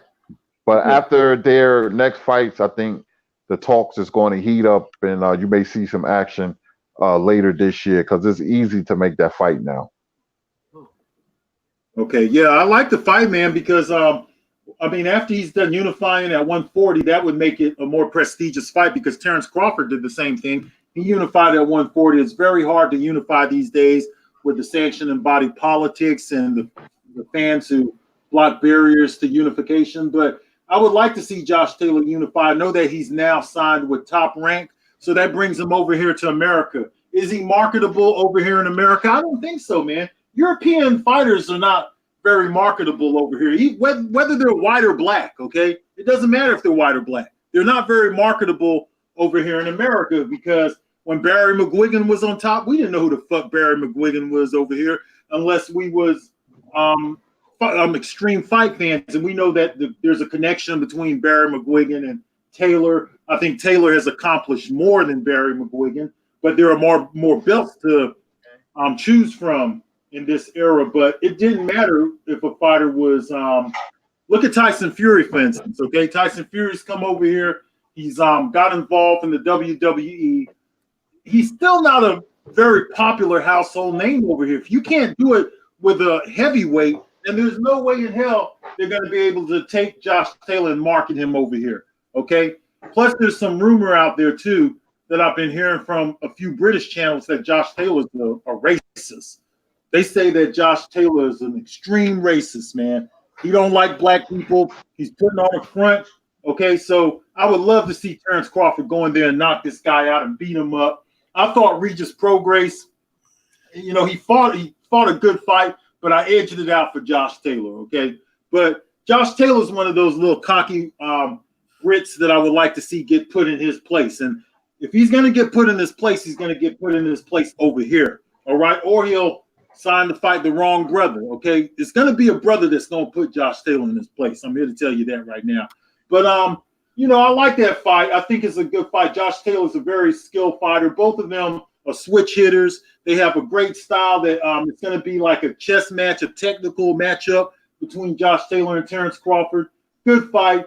I'm hoping that it happens because Terrence Crawford really needs to fight somebody, man. And I think that Josh Taylor would be a solid fight for him, especially if he could get that unification status from Ramirez, okay?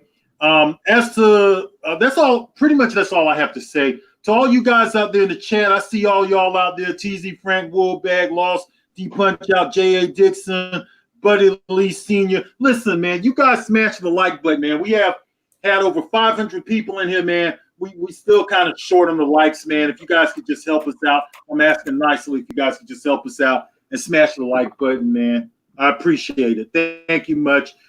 Shout out to Cali Enigma in the super chat. He says, Blood, it's true. Josh Taylor is racist. Salute to the panel. That's what I heard. I heard he's racist big time. They said he said some racist stuff over there.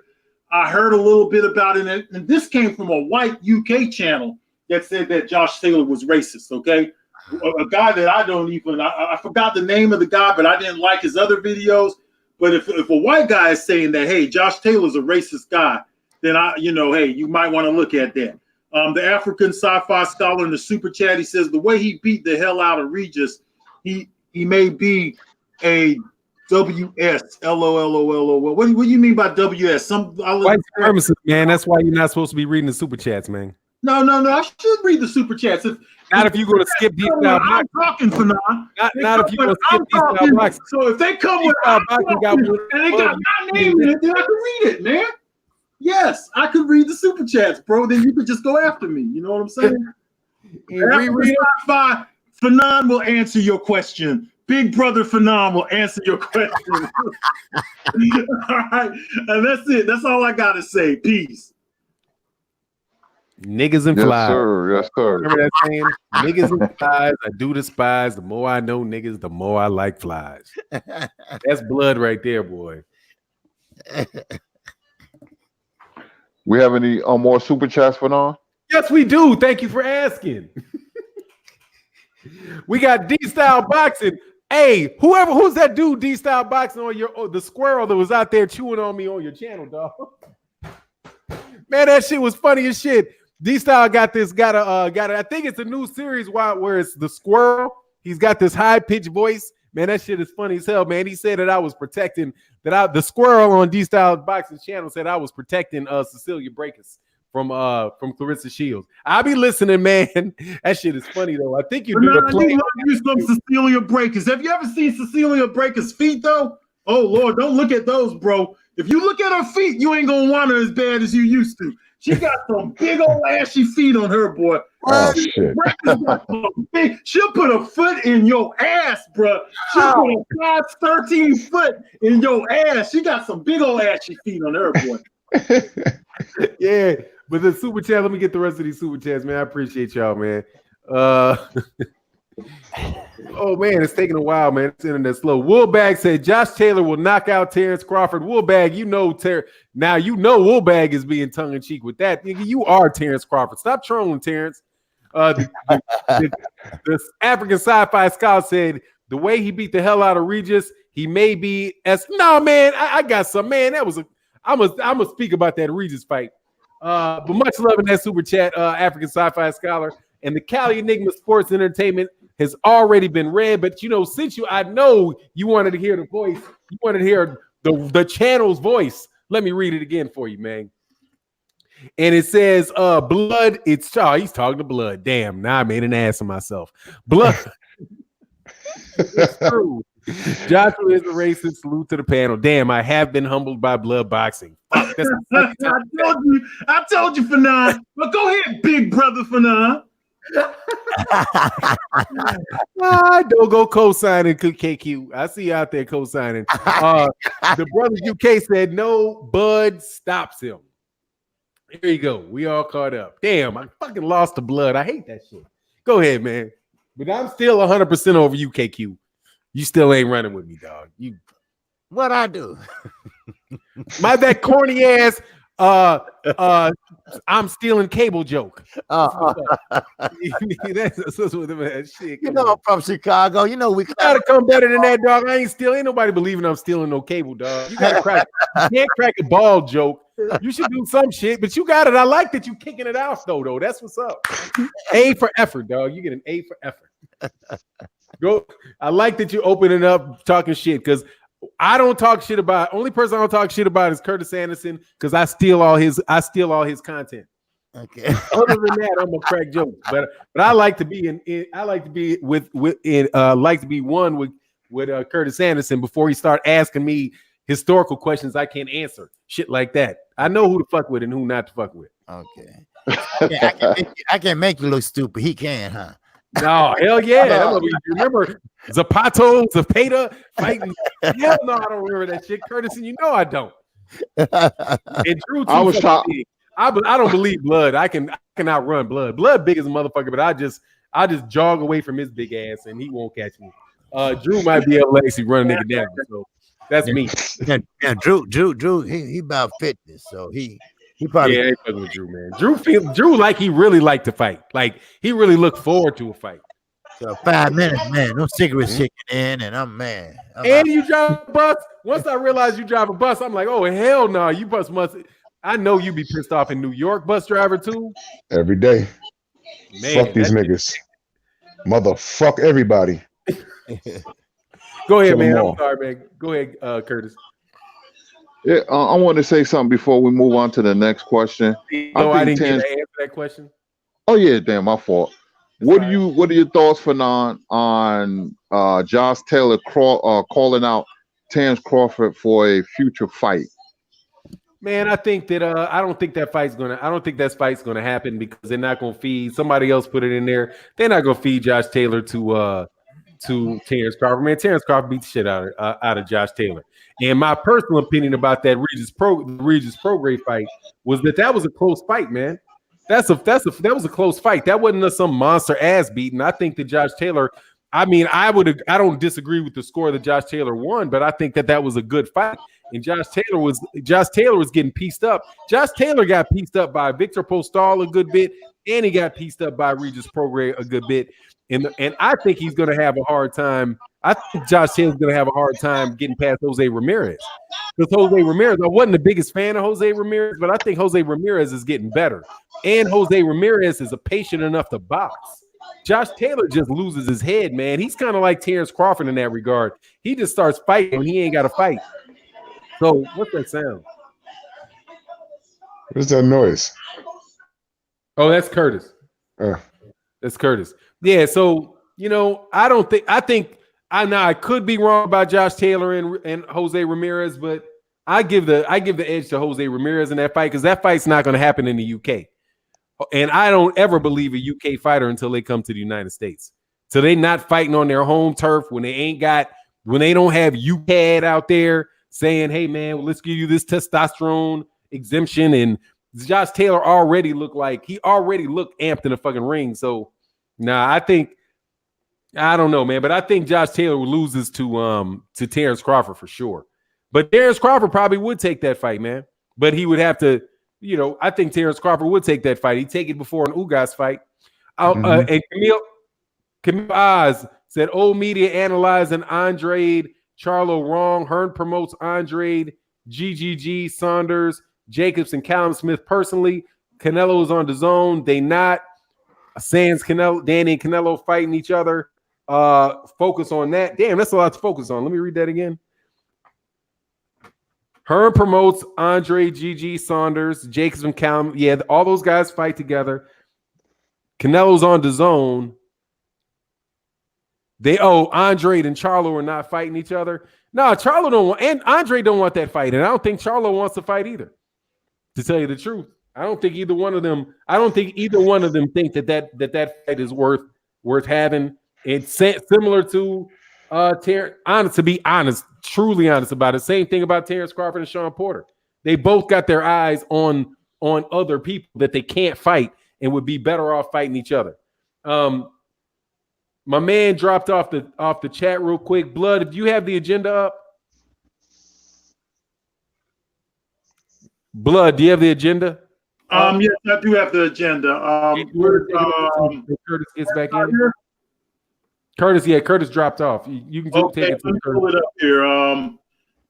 So we were talking about Josh Taylor Crawford. The next subject on the agenda is Teddy Atlas. Teddy Atlas is back on the scene again. Of course, he's been talking about a number of different things. We've heard Teddy Atlas talking about. Of course, he has a show now on YouTube. He's interested in training Andy Ruiz. Okay, we want to know from the OGs. I'd like to know: is this a good move for Andy Ruiz to go with Teddy Atlas? There's some other shit going on with Teddy Atlas too, Fanon, that you were talking about, but I can't remember. But Teddy Atlas, is he a good trainer for Andy Ruiz, man? He's offered his services. Let's start with Fanon. Go ahead, Fanon. Yeah, if he needs a daddy, you know what I mean? Mm-hmm. If he needs a daddy, somebody to keep him into the gym and going to yell at him to make him do what he needs to do. I guess if he needs that, I'm not a big Teddy Atlas guy. I don't really know if Teddy Atlas really making anybody better. I would think that Andy Ruiz just needs a good dose of discipline for himself. And but if it floats his boat, that's fine, whatever, man. Teddy Atlas is going to take a nice chunk of his paycheck. Teddy Atlas is going to help sell him. Now, that's something Teddy Atlas will do. Teddy Atlas will help sell the fight because he's going to do a lot of talking, a lot of screaming, but I'm just not a big, whatever with Teddy Atlas. If he wants to hire him, whatever. but his biggest problem is his own discipline and just, keeping Snicker bars and shit out of his mouth, man. Drew Titan, what's up, bro? What you think about Teddy Atlas? Teddy Atlas is one of those preachers that speaks with conviction and preaches a good word, but how do I say this without disrespecting him? But hey, you know what? I really don't give a shit. He's half-assed at what he does. We know him for pulling out a gun on Mike Tyson. That's how we know him. And I think it's hysterical when he said, "We're firemen. We put out fires. We put out fires. Timmy, we put out fires with firemen." I mean, he's a great motivational speaker in the corner. I also remember he had some sort of beef with George Foreman, and George is standing there. It's on YouTube, and he pushed George. George is sitting down, and it was after a fight or something, or before a fight. Yeah, it was before the Michael Moore. No, it was before the George Foreman. Yeah. The build up to that, I believe, is when he pushed them and got in George Foreman's face. Y'all hear me? Yes, we can. You froze up for a second, but go ahead. Y'all hear me? Yeah. You hear me? Yeah. Okay. I'm sorry about that. Yeah. As far as he's a guy that speaks with a great conviction, but I guess he's an average trainer. But Andy Ruiz reaching out to him, that's not going to get it done. If he needs a preacher in this goddamn corner, come to New York, go to any church, grab any pastor, and just stick him in your fucking corner. Just put down the Snickers, man. You're a fighter. And Andy has the potential to be way better than what he is. He don't need fucking Teddy Atlas. What do you need Teddy Atlas in his corner for? What he needs to do is get his diet together. He need to come fuck with me. Come to the goddamn gym. Get your ass moving. All right? Pick up a cucumber instead of a fucking Snickers. All right? And get your weight down under fucking 300 pounds, for fuck's sake. And start throwing some goddamn punches. What the fuck you need Teddy Atlas for? For what? You're gonna spend a whole bunch of money that you really don't have. Because I bet you Teddy's gonna charge him a couple of million for his services. Like he worth it. He ain't worth it. He's not. I mean, he's a boxing mind, but he's not the greatest boxing mind. If you want to go grab a trainer, go get Buddy McGirt. What the fuck? That's a good trainer. Yeah, man, go get him. Go get him, and hit the ground running with this shit, man. What you need Teddy Atlas for? He wants to get screamed at, man. He's a child. You're now seeing that that Andy Ruiz, as far as training is concerned, he's a child. He likes to be screamed at. He feels he needs that, man. He's not a grown man. This is like ridiculous, So Andy don't need that. Andy's a very talented guy. He just has to get his diet and training regimen in order. He fucked himself up, and thanks to him, we got to deal with fucking AJ for another fucking year. So, man, he don't need no goddamn Teddy Atlas, man. I'm not sold on that. It's a bad move, in my opinion, and Andy is selling himself short, man. Andy, come fucks with me. I'll get you right. I'll get you right in 2 months. Fuck that. That's all I got. Okay, Fanon, before we go to KQKC on this question, go ahead and catch us up with these super chats. I've seen some come through. Thank you, sir. D-Style Boxing said, need a Sharpie and legal pad for the agenda, Fanon. Actually, the master of the agenda is, thank you for your suggestion. I keep my pad and pen right here. But Blood Boxing is the person that is responsible for developing the agenda. He is the executive producer of the show. So consequently, I keep myself out of that business. Otherwise, I would be violating the pact of the agreement. The executive producer of the show is actually Blood Boxing. He's the guy that runs the show. I'm just the good looking one. The African sci-fi sky sellers, excuse me, man. The African sci-fi scholar, much love in that super chat, D style, by the way, man. And African sci-fi scholar said, background sound like Kirk is in a Baptist church. Hey, man, with a big echo. Yeah, something must have been happening with his phone.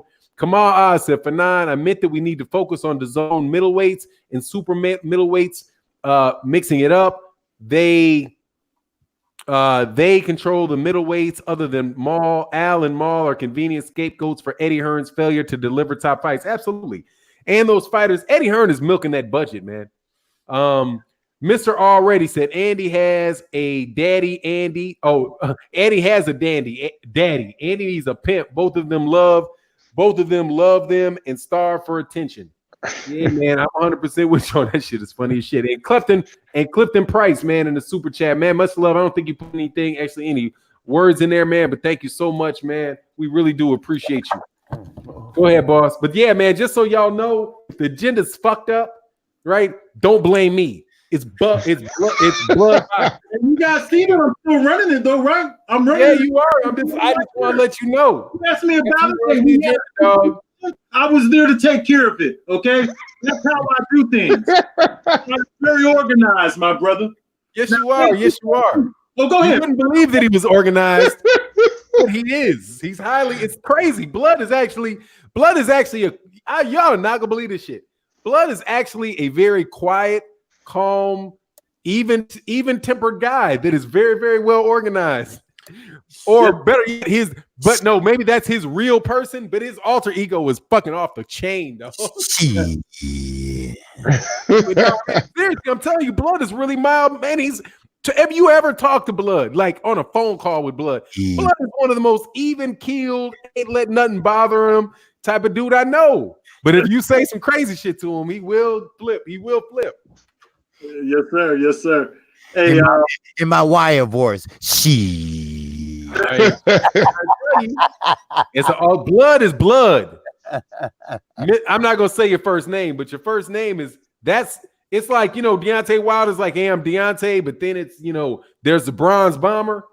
Yeah. Hey, that's kind of like that with Blood. Blood, I told you, Blood crazy. He got he got separate personalities, dog. Yeah, I know, man. I'm on some kind of medication. I don't even know what the fuck I take, but they tried to put me on the meds when I was a kid. But anyways, man, we got Vladimir's dad. Are you Vladimir Klitschko? Damn shit. I love this Sunday morning show. Thanks, fellas. Hey, man, we appreciate you, brother. Support Vladimir's dad. Now let's give it over to KQKC. We're going to talk about, what we were just talking about, Teddy Atlas. What do you think, my brother? Well, Teddy Atlas, he has a bad background. Okay. Now, first, he do know his boxing. I will give him that. He knows his boxing inside and out. But you have to understand, where he come from. And he come from New York. He's hooked up with the mob.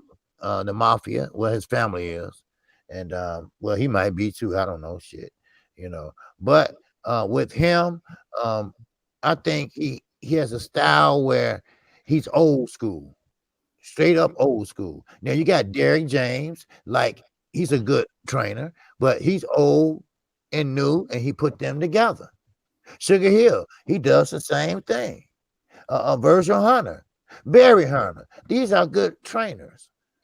Those are very good trainers. They try to, help you out and do what they can, just like Tyson Fury. Because Sugar Hill didn't even know that he was going to be head trainer. He thought that Tyson, old trainer, was going to be there, and he just going to be assisting. But being left, and went back to where he started from, and that was with Billy Joe Saunders.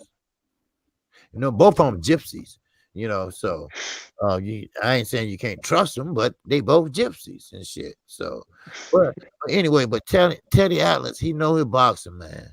And he's very good. He got a little podcast show, so that means he ain't making too much money, or he'd be too busy doing other things. But he does have a big ass mouth sometimes. Sometimes he say shit that he shouldn't be saying, just like that little black stymie, Tim Bradley. He say shit that he don't mean. dumbass. So we all know that little black motherfucker. We all know that that contract was in play before Fury got to Top Rank. They had that rematch clause already. So Terrence Crawford slipped him a 20 to say that shit. And when he got through, he looking at Andre Ward. Andre looked around like, shit, you said it, I didn't. So he made an ass out of himself. Deontay Wilder didn't come so-called across the street. That shit was already done, dumbass. But, that's how it go when you don't know shit. So, but anyway, back to Teddy Allen. He's a good guy. And no, he's not a good guy. Fuck that. No, he's not a good guy. He just knows boxing. That's all. He knows boxing. He knows it well. And that's all I got to say about this. Okay. Good stuff. You call him a little black stymie? Yeah, the second little black little rascal. You had Stymie. Buckwheat and Stymie. Yeah. That's right. If y'all remember. Yeah. He was the other black kid in the Rascals. Man, he says Andy has had problems with trainers his whole career. I think he's hard to work with. I can understand that because, like I said before, Andy is the type of guy who would have a taco eating contest in his backyard. He'll invite all his friends over and they'll barbecue all day. And that's just the type of guy Andy Ruiz is. I don't think that he's someone who's going to be dedicated to training or anything like that. Now that he's got some money, Andy Ruiz just went out and bought some land the other day. I saw some video where Andy Ruiz him and his dad bought 200 acres to open up some taco stands and have taco eating contests. And, that's the kind of shit that Andy Ruiz is going to do. I do believe that Andy Ruiz is going to turn into like a business guy, maybe a restaurant owner or something like that. I see that in his future. Now we're going to move down to the agenda. Now I'm going to ask you guys a question that I think is an important question that I placed on the agenda. I want you guys to name me 2 or 3 fights you would like to see happen in 2020 that has not been signed. So please do not tell me Deontay Wilder versus Tyson Fury. That fight has already been signed, okay? The word is that it has not been signed. Let's start with Drew Titan. Okay. I want to see Lomachenko. I want to see Lomachenko in the ring with Devin Haney. Or Devin Haney in the ring with Tank. And I want that fight in Baltimore. I'll take the drive down there. Yeah. I want to see I want to see Wilder versus everybody. I want the AJ fight, but I don't even that'll turn into a whole different conversation. I'll go off on a tangent, but I'd like to see that just off a general principle. We all know what's going to happen, but I want to see it off a general principle. But I also want to see, Wilder versus everybody, in the heavyweight division, and at 147. Oh man, it's popping in 147. It's also popping in 154, but 147. I want to see Errol Spence and Bud in a shut the fuck up fight. That's what I would name the pay-per-view. Shut the fuck up. I will call it shut the fuck up. Spence versus Bud. Shut the fuck up. All right, because whoever wins, one fan base can shut the fuck up. Just shut up. Shut up already. But those are the 3 fights I want to see that are not signed. I could get into explanations on all of them, but I'm just gonna keep it simple. Those are the 3 fights I want to sign. I would like to see Wilder, AJ, Lomachenko, Haney, and who the fuck else I said? Oh yeah, Bud and Spence. Those are the fights I want to see. The popular ones. Those are good fights, man. I have to admit those are very good fights, all of them. KQKC, man, 3 fights, man, that has not been signed. Okay. Well, I really wanted to see Leo Santa Cruz and Gary Russell Jr.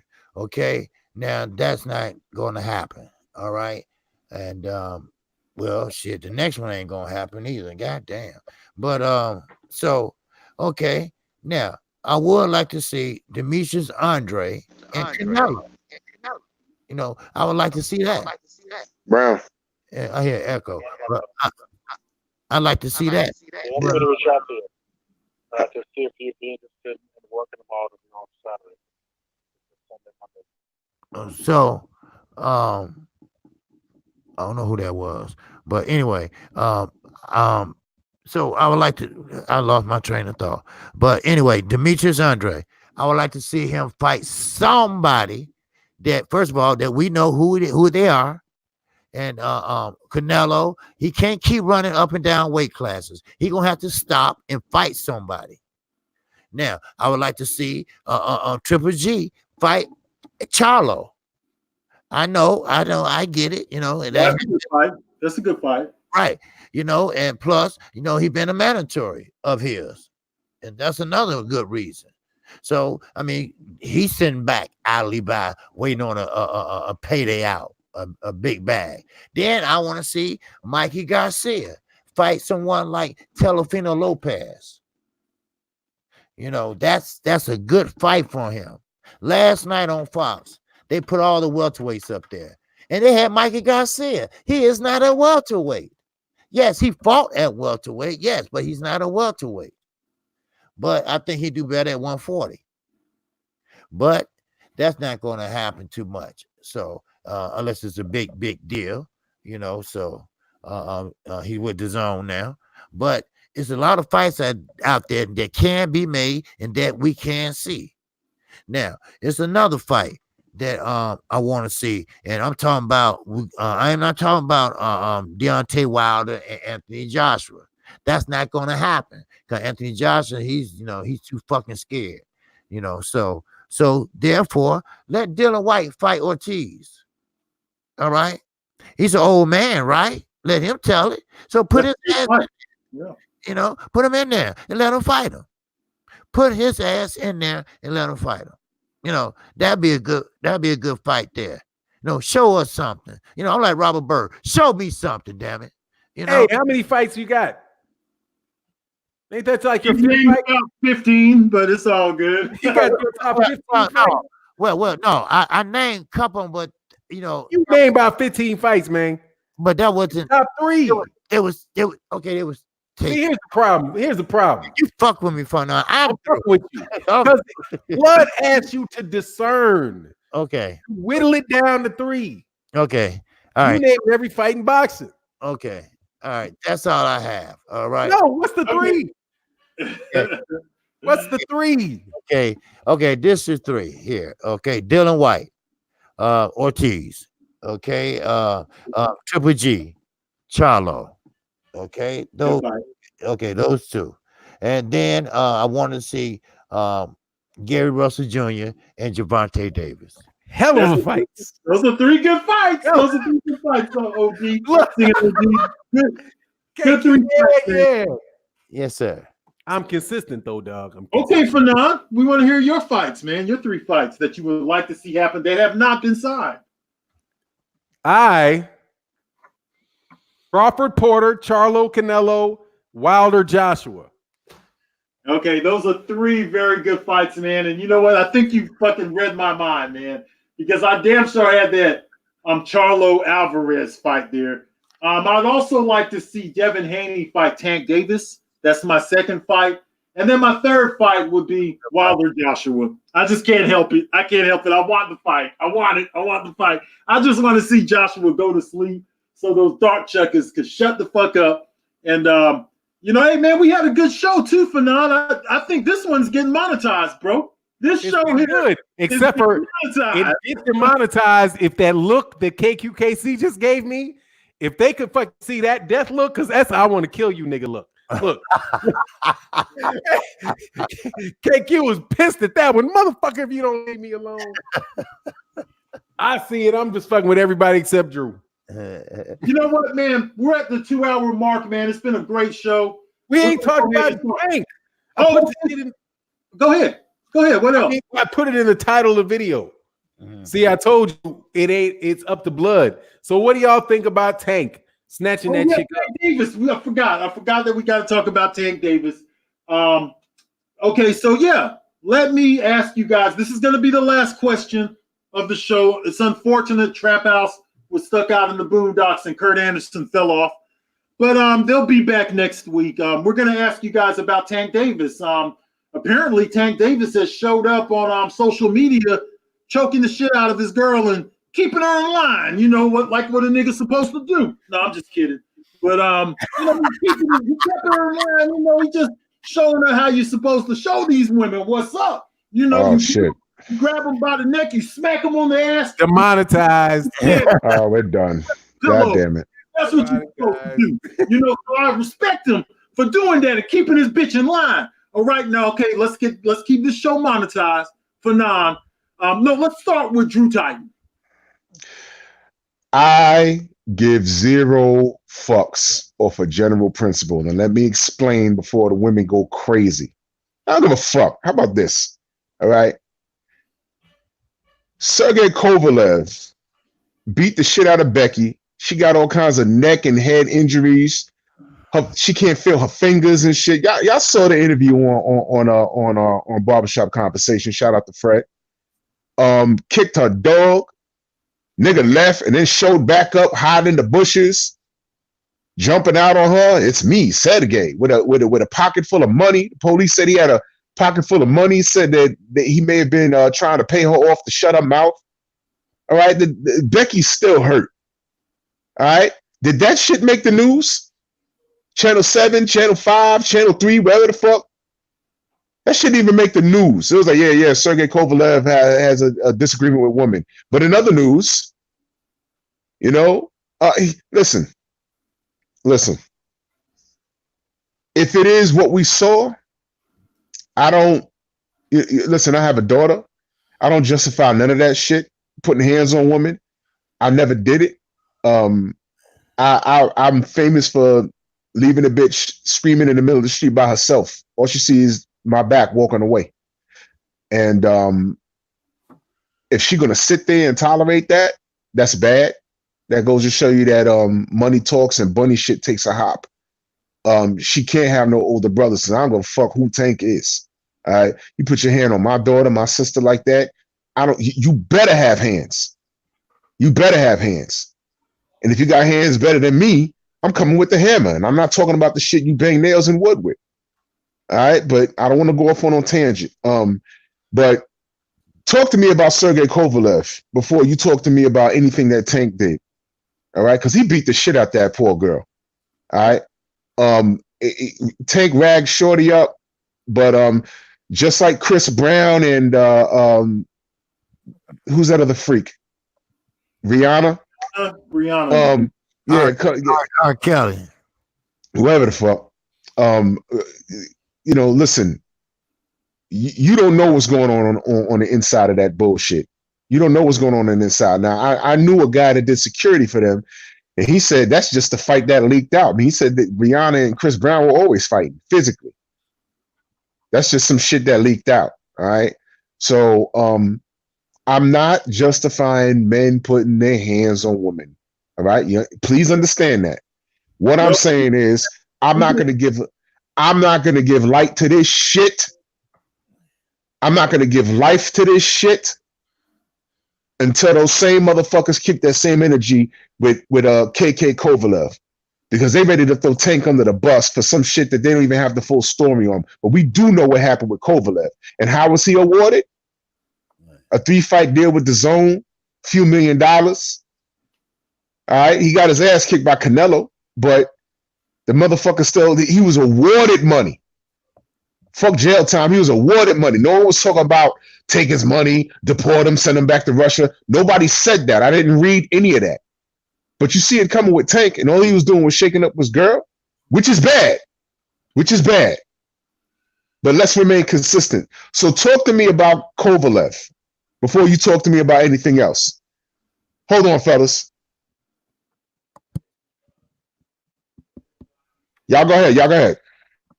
Okay, you made some good points there, man. Drew Titan is bringing up Kovalev, and we all know that there's been worse situations than what Tank did. You know, Tank was basically just, like I said, keeping his bitch in check, because that's what she is. I mean, then he, you know, what you're supposed to do to a woman like that, you're supposed to take her out, man.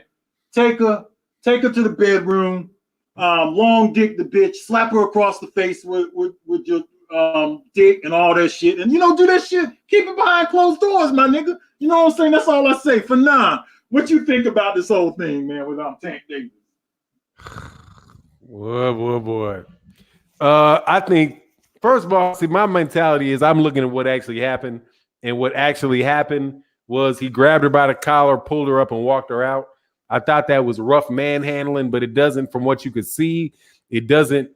I mean, it wasn't like he beat her. He just yelled at her, scared her, grabbed her. So that's just, but that nigga's stupid, man. Like, he just doesn't have very much self-control. You can get mad, and women can irritate you. But God dog, man, you're gonna do the shit you're gonna do that in the middle of a basketball. It looked like it was a basketball game going on. You in the middle of a huge crowd of people. What would make you do that? I don't know, man. Shit, he wanted. I'm looking at KQKC. I'm waiting KQKC shaking that head. Nice. Yeah, I don't know, man. Why would you do that in the middle of that, man? It looked terrible. As far as the Kovalev stuff, what Kovalev did is much worse, and I hope the dude winds up. If it's true that he did it, I hope that he goes, that he gets the punishment he deserves from that, man. Kept to pick. I can't say your name for nine. You know this is a PR nightmare for PBC and Mayweather Promotions. Not really. I mean, shit, in boxing, man, this shit ain't going, man. This shit is here today, gone tomorrow afternoon. Mm-hmm. Right. Man, you got all these dudes popping dirty for performance-enhancing drugs, and all they do is change the rules for that shit. You got Jim Lampley. Jim Lampley was smacking his wife up, dude, and then turned around talking about Floyd Mayweather Jr. Floyd Mayweather Jr. did time for slapping up his baby mama.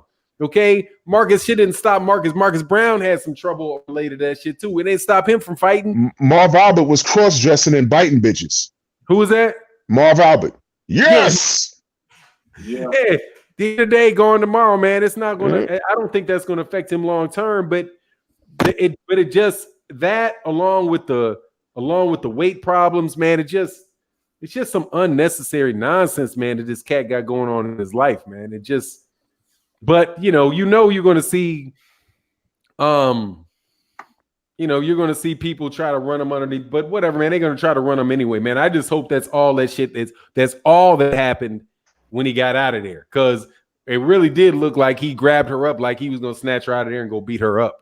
That's what it looked like. But unless that's what actually happened, then he's going to wind up having to pay that girl some money, because I think that is assault. You snatch somebody up, and they're in imminent, they're in fear of imminent harm, and there was physical contact.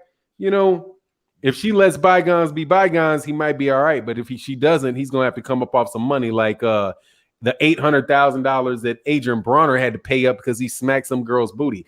Is a girl's behind really worth $800,000 to be touching it? No, hell no. You know what I mean? Ain't no pussy worth $800,000. Fuck hell no. Shit ain't worth it, man. Just bad decisions, man. He need to stay his ass at home.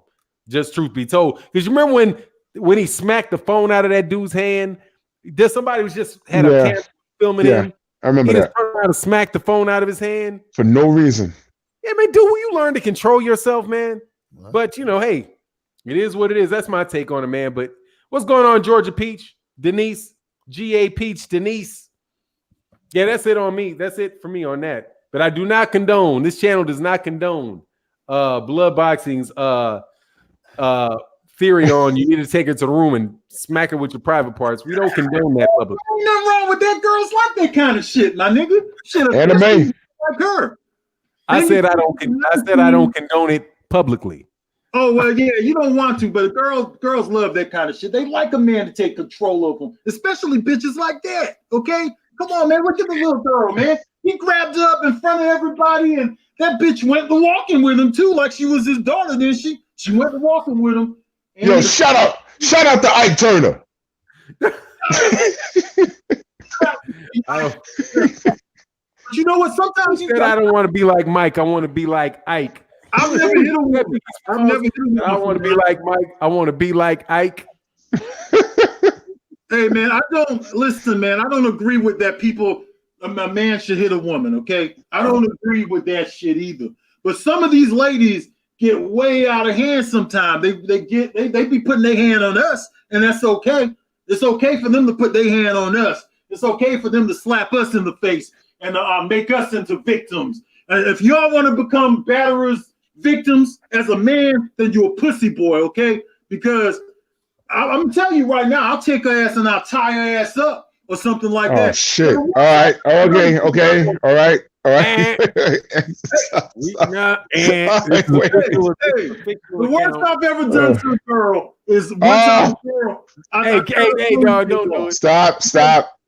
Ain't nothing wrong with that shit, man. You got to keep these bitches in line from time to time. Hey, hold on, man. What you think about things? Man hit woman, assault, woman hit man, no problem. That's not true. Because Stacey Dash hit her husband, a white dude, and they sent her ass to jail. He hit her, she hit him back, and the police came and took her ass out the house. He's white. We don't have that kind of protection. We have the wrong complexion to get the protection, bro. Because if a black girl hit us, we going to jail no matter what. She could call the police and say that, they're going to go with the woman all the time, man.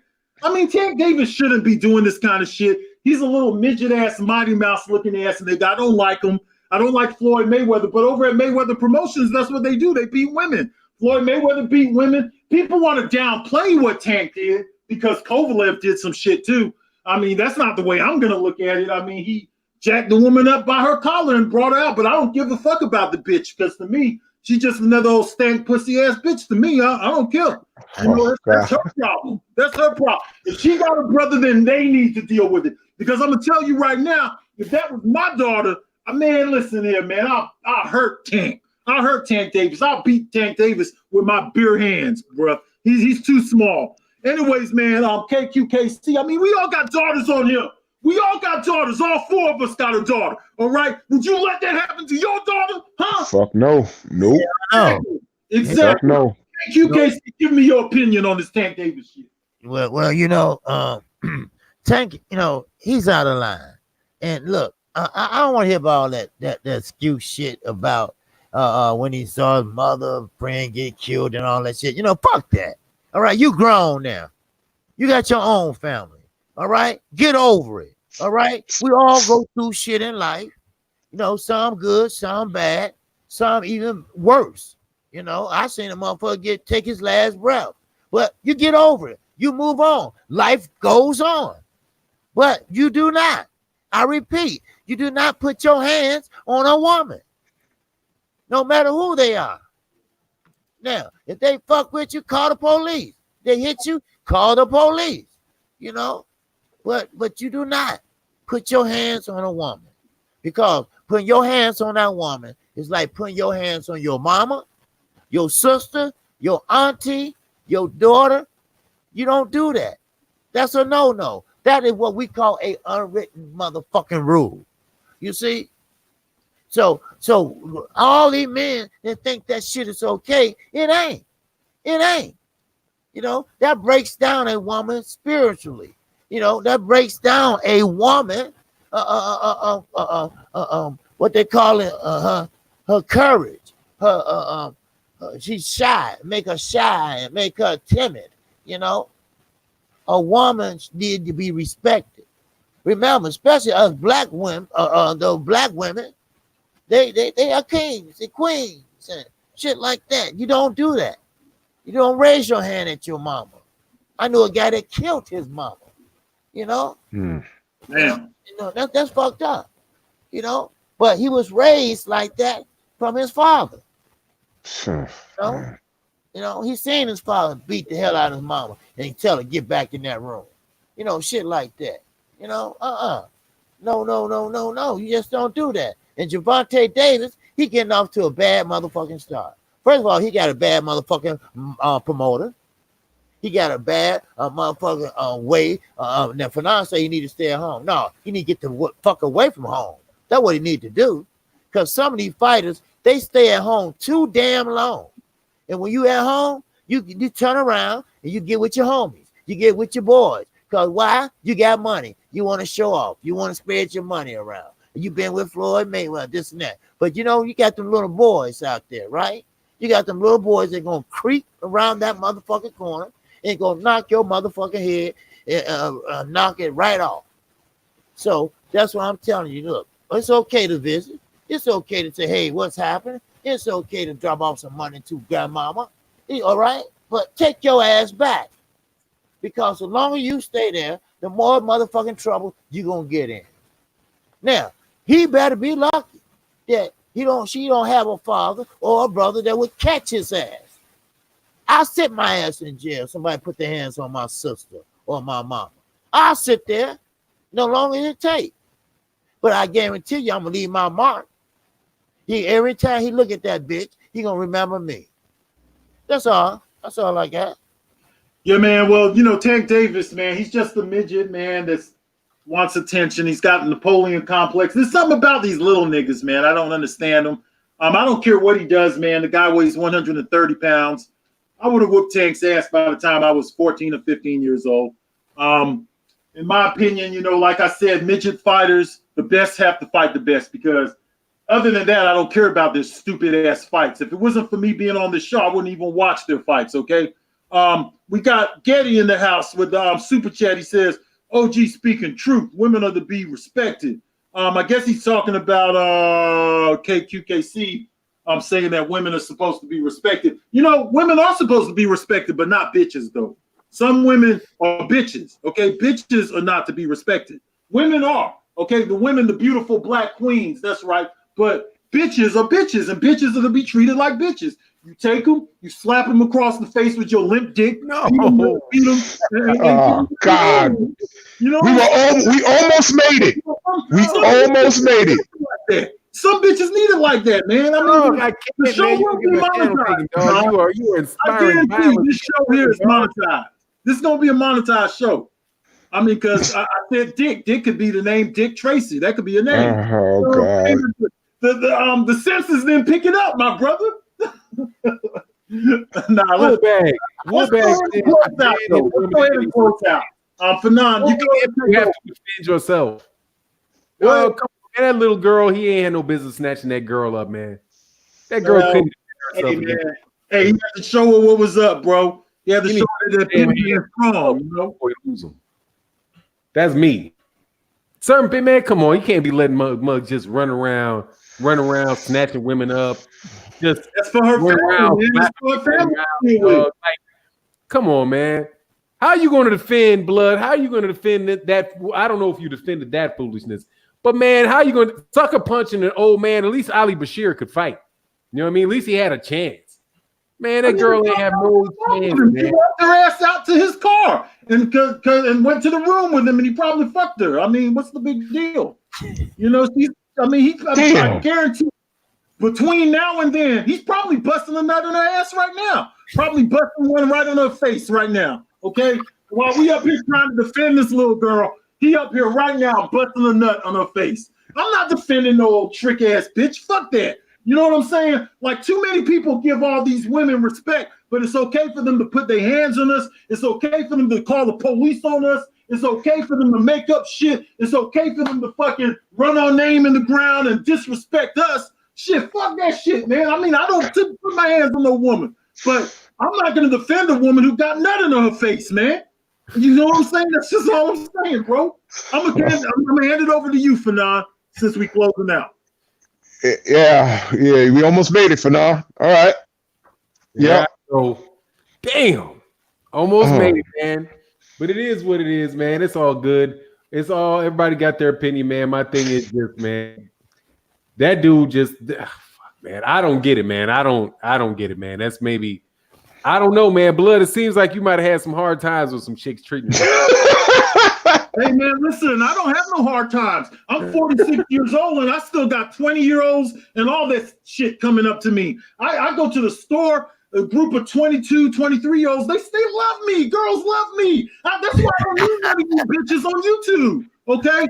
I don't need nobody. Don't think I need your respect. You all get on here and be disrespectful. Some girl named Adari or something came on here calling me a weirdo. Man, I get more girls than you get guys, bitch. Okay? Girls love blood boxing. I'm a fucking, listen, I've always been a ladies' man. Always. I could get any woman I want from age 18 to 50, 60, 78. A 90-year-old will love me, okay?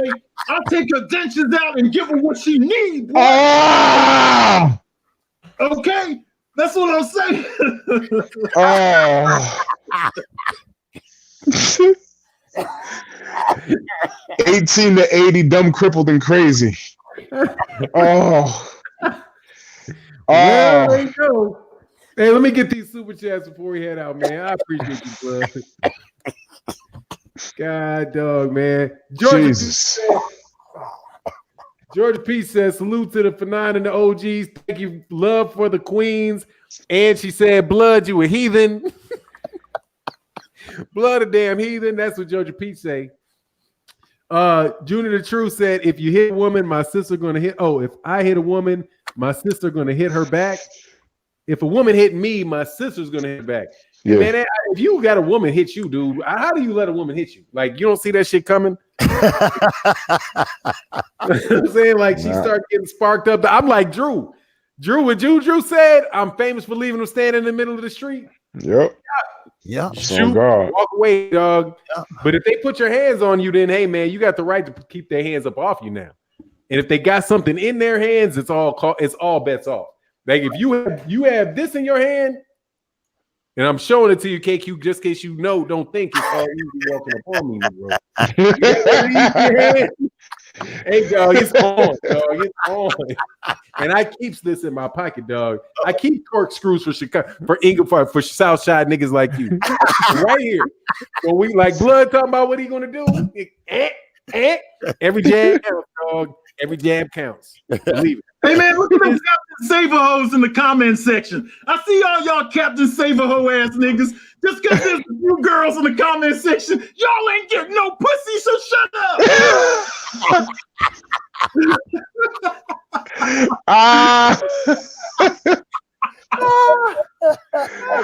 Oh man. Well, there it is. The B call, you say they got some best friend crew going on here. Oh baby, oh baby, oh baby. I don't come on, hang out with me. I know he did you wrong. Mahari Nation said the FCC is going to have to file a case against Blood. Blood saying it's just jokes. And I think that's it. I think I got everybody, man. But look, man, much love to everybody in the chat. I appreciate everybody that gave in the super chat because, as you know, this shit will not be monetized. No way, no how. But that's Blood job. Keep us on our P's and Q's. I'm sorry that Curtis Anderson had to cut out. Hey man, let's wrap this up. First of all, I want to say special thank you to KQKC, man. His live streams are doing very, very well. Excellent shows. Please make sure you guys go subscribe to KQKC Boxing and check his live streams out that he does Monday through Fridays and when he calls the fights. Absolutely terrific job he's doing, man. Getting better and better at it.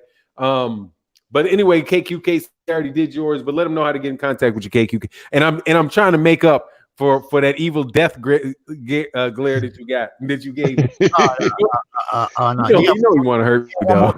You got one more super chat for now. Oh, do I? Yeah. Mark Ambro. He says, salute OGs. Great talk, and yet again, Blood is off the chain. Yes, sir. I don't know why I don't see that, man. Yeah, it's coming up now. Oh, there you go, Mark Ambrose. Thanks, man. Yeah, I'm sorry. I just saw it. It says salute to the OGs. Great talk, and yet again, Blood is off the chain. Yeah, man, Blood's the best, man. God dog. And Georgia P said, appreciate y'all as always. LDBC in the house. Smash that like. Okay, I guess we ain't too bad Blood. We got Georgia P still sticking with the channel. But go ahead, man, and close it out. Go let us know, KQKC, how to get in contact with you. You can catch me right here on YouTube, Monday through Friday, 12:30 p.m. Central Time. I come on right after Phenon International Boxing. And also, you can catch me on Saturday. If it's a fight, I will be calling that fight. And also, OG Boxing Talk, 8 a.m. Central Time. And that's about it. And I appreciate you for allowing us to use your platform. And I always worried about you. That's why I was worried about, because I haven't heard from you. And I just want to make sure you and your family was okay. Everybody's good, man. I'm just working like a fiend. All right. Kate, Drew Titan, man. Yes, sir. Yes, sir. I am Drew move Titan. your camera up. Stop showing off your chest, nigga. Okay, I'm laying down, motherfucker. Is that better? Move this camera down to see my pecs. Man, come on. You gotta show niggas pecs, man. I've been in bed all morning, goddamn it. I'm about to get up and go to the fucking gym, though. I'll tell you that. I am Drew Titan. You can catch me right here on OG Boxing Talk. For now, I'll shout you out for having me on your platform. I really appreciate it. You can follow me on Instagram at Drew Titan. You can also follow me on YouTube, 7 p.m. Eastern Standard Times. Today, LDBC Strong, I'll be having Rock and Roll Hall of Fame, hip-hop legend, Grandmaster Melly Mel on my show. We're going to be talking about health and wellness and how to stay fit over 50, man. The brother's in phenomenal shape. He's in better shape now than he was 30 years ago, man. So you can check me out. Also going to be having a pop-up live stream. It's going to be called LDBC Raw. That's Remember All Warriors. My first guest will be none other than the legend Michael Nunn. That'll be tomorrow at 7 p.m.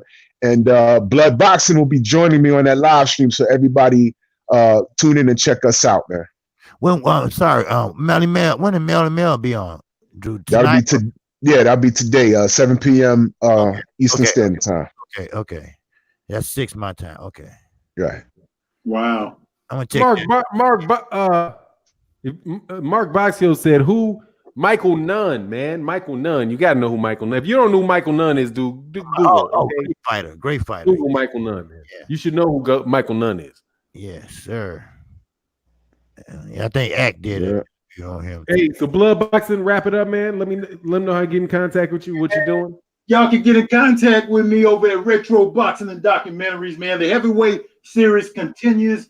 The knowledge will continue to be kicked. I will continue to kick them ballistics on the funky, hyped up tip. You know what I'm saying? Because we fresh to death, man. That's how we get down. We old school. And I'll be on there with Drew Titan tomorrow at 7 o'clock on Drew Titan's channel. So y'all subscribe to Drew Titan. Man, he's got Melly Mel on there tonight. That's a big name, bro. Yeah, bro. Big fucking name, Melly Mel. You know, I mean, you pulling some shit out the hat, my brother. I don't know what the fuck you doing, but you got them making it happen. Hey, yo, shout out to Trick Nolte. Yes, he's sir. Behind the scenes. He's on the grind. Shout out to Trick Nolte. That's the brother. Yeah, shout out to Trick Nolte, man. I've been talking to Trick Nolte too. That is the brother, man. I wouldn't be surprised if he got something to do with that. But you know, hey, man, I will be there tonight, Drew Titan, and Fanon, man. Once again, man, this has been another great show of OG Boxing Talk here. And Fanon will be back on the moderation next week, guys. So just be prepared. I better wear my suit and tie. I better have my tie on. Have my tie on next Sunday. Nipples off the camera. That's all you got to do. You got to keep your nipples off camera, dog. We don't do that. Dude, we got AJ fans here, dog. You can't do that. Oh, shit. Yeah, I better wear a turtleneck. Yeah. If there's some AJ fans, you watch out. Watch your back. No, watch it, dog. You can't be doing that. Yo, AJ got poop stains in the back and front of his drawers. Yikes. Hey, man, before we get out of here, man, I want to read this one for sure, man. It said D21519 said, I think I need to start an LDBC BDS. Ain't that a bondage sadomasochistic? You trying to tie chicks up? Ew. What the fuck? Hey, just get in contact. Hey, but if you do get in contact with God dog, man, I can't believe I'm having a hard time with legendary Top Cats, dog. Yeah, holla at him. Legendary Top Cat got some. Hey, man, he's got some streams. If you want to, like, sometimes we'll just get into conversations about women. He got some pretty man. women. Hey, he be having some good ones over there, dog. That's a good conversation. But you might want to keep the, time bras up shit, or at least because the blood seems like he kind of, blood might roll with you. Smash that motherfucking like button. We had over 500 people at one time. Get us up to 400, man, so we can reach our goal. That's our goal every week on our OG Boxing Talk. 400 likes, man. Help us out. Man, it's been another phenomenal show. And it ain't been a phenomenal show. It's been a phenomenal show. You know what I'm saying? But you know, man, Drew, KQKC, Fanon, Kurt Anderson, Sugar Man, who was here earlier, Trap House Boxing, who couldn't get a signal. Hey, man, and all the women that's up in the chat. Hey, what I was saying earlier, I wasn't talking about none of you women, because you women are the black queens, like Miss Boxing and Georgia Peach and them. Miss Boxing know what's up. But y'all women in here who fuck with us, now we roll with y'all. But I'm talking about all them other stink bitches like that bitch Tam Davis was with. You know what I'm saying? Now, she's a bitch, man. She a slut. And she deserves to her all the time, every second. Okay? That's what she's here for. It's her duty to open her legs and open her mouth and satisfy us. That's her duty. All right? Anyway, that's all. Good night, everyone. We do not condone the message. Oh, shit. We good, man. Much love, everybody in the chat. We'll catch y'all next week. Blood be killing it. All right, y'all. Peace, Blood. Peace, Drew. Peace. Take you out. Thank you. All righty.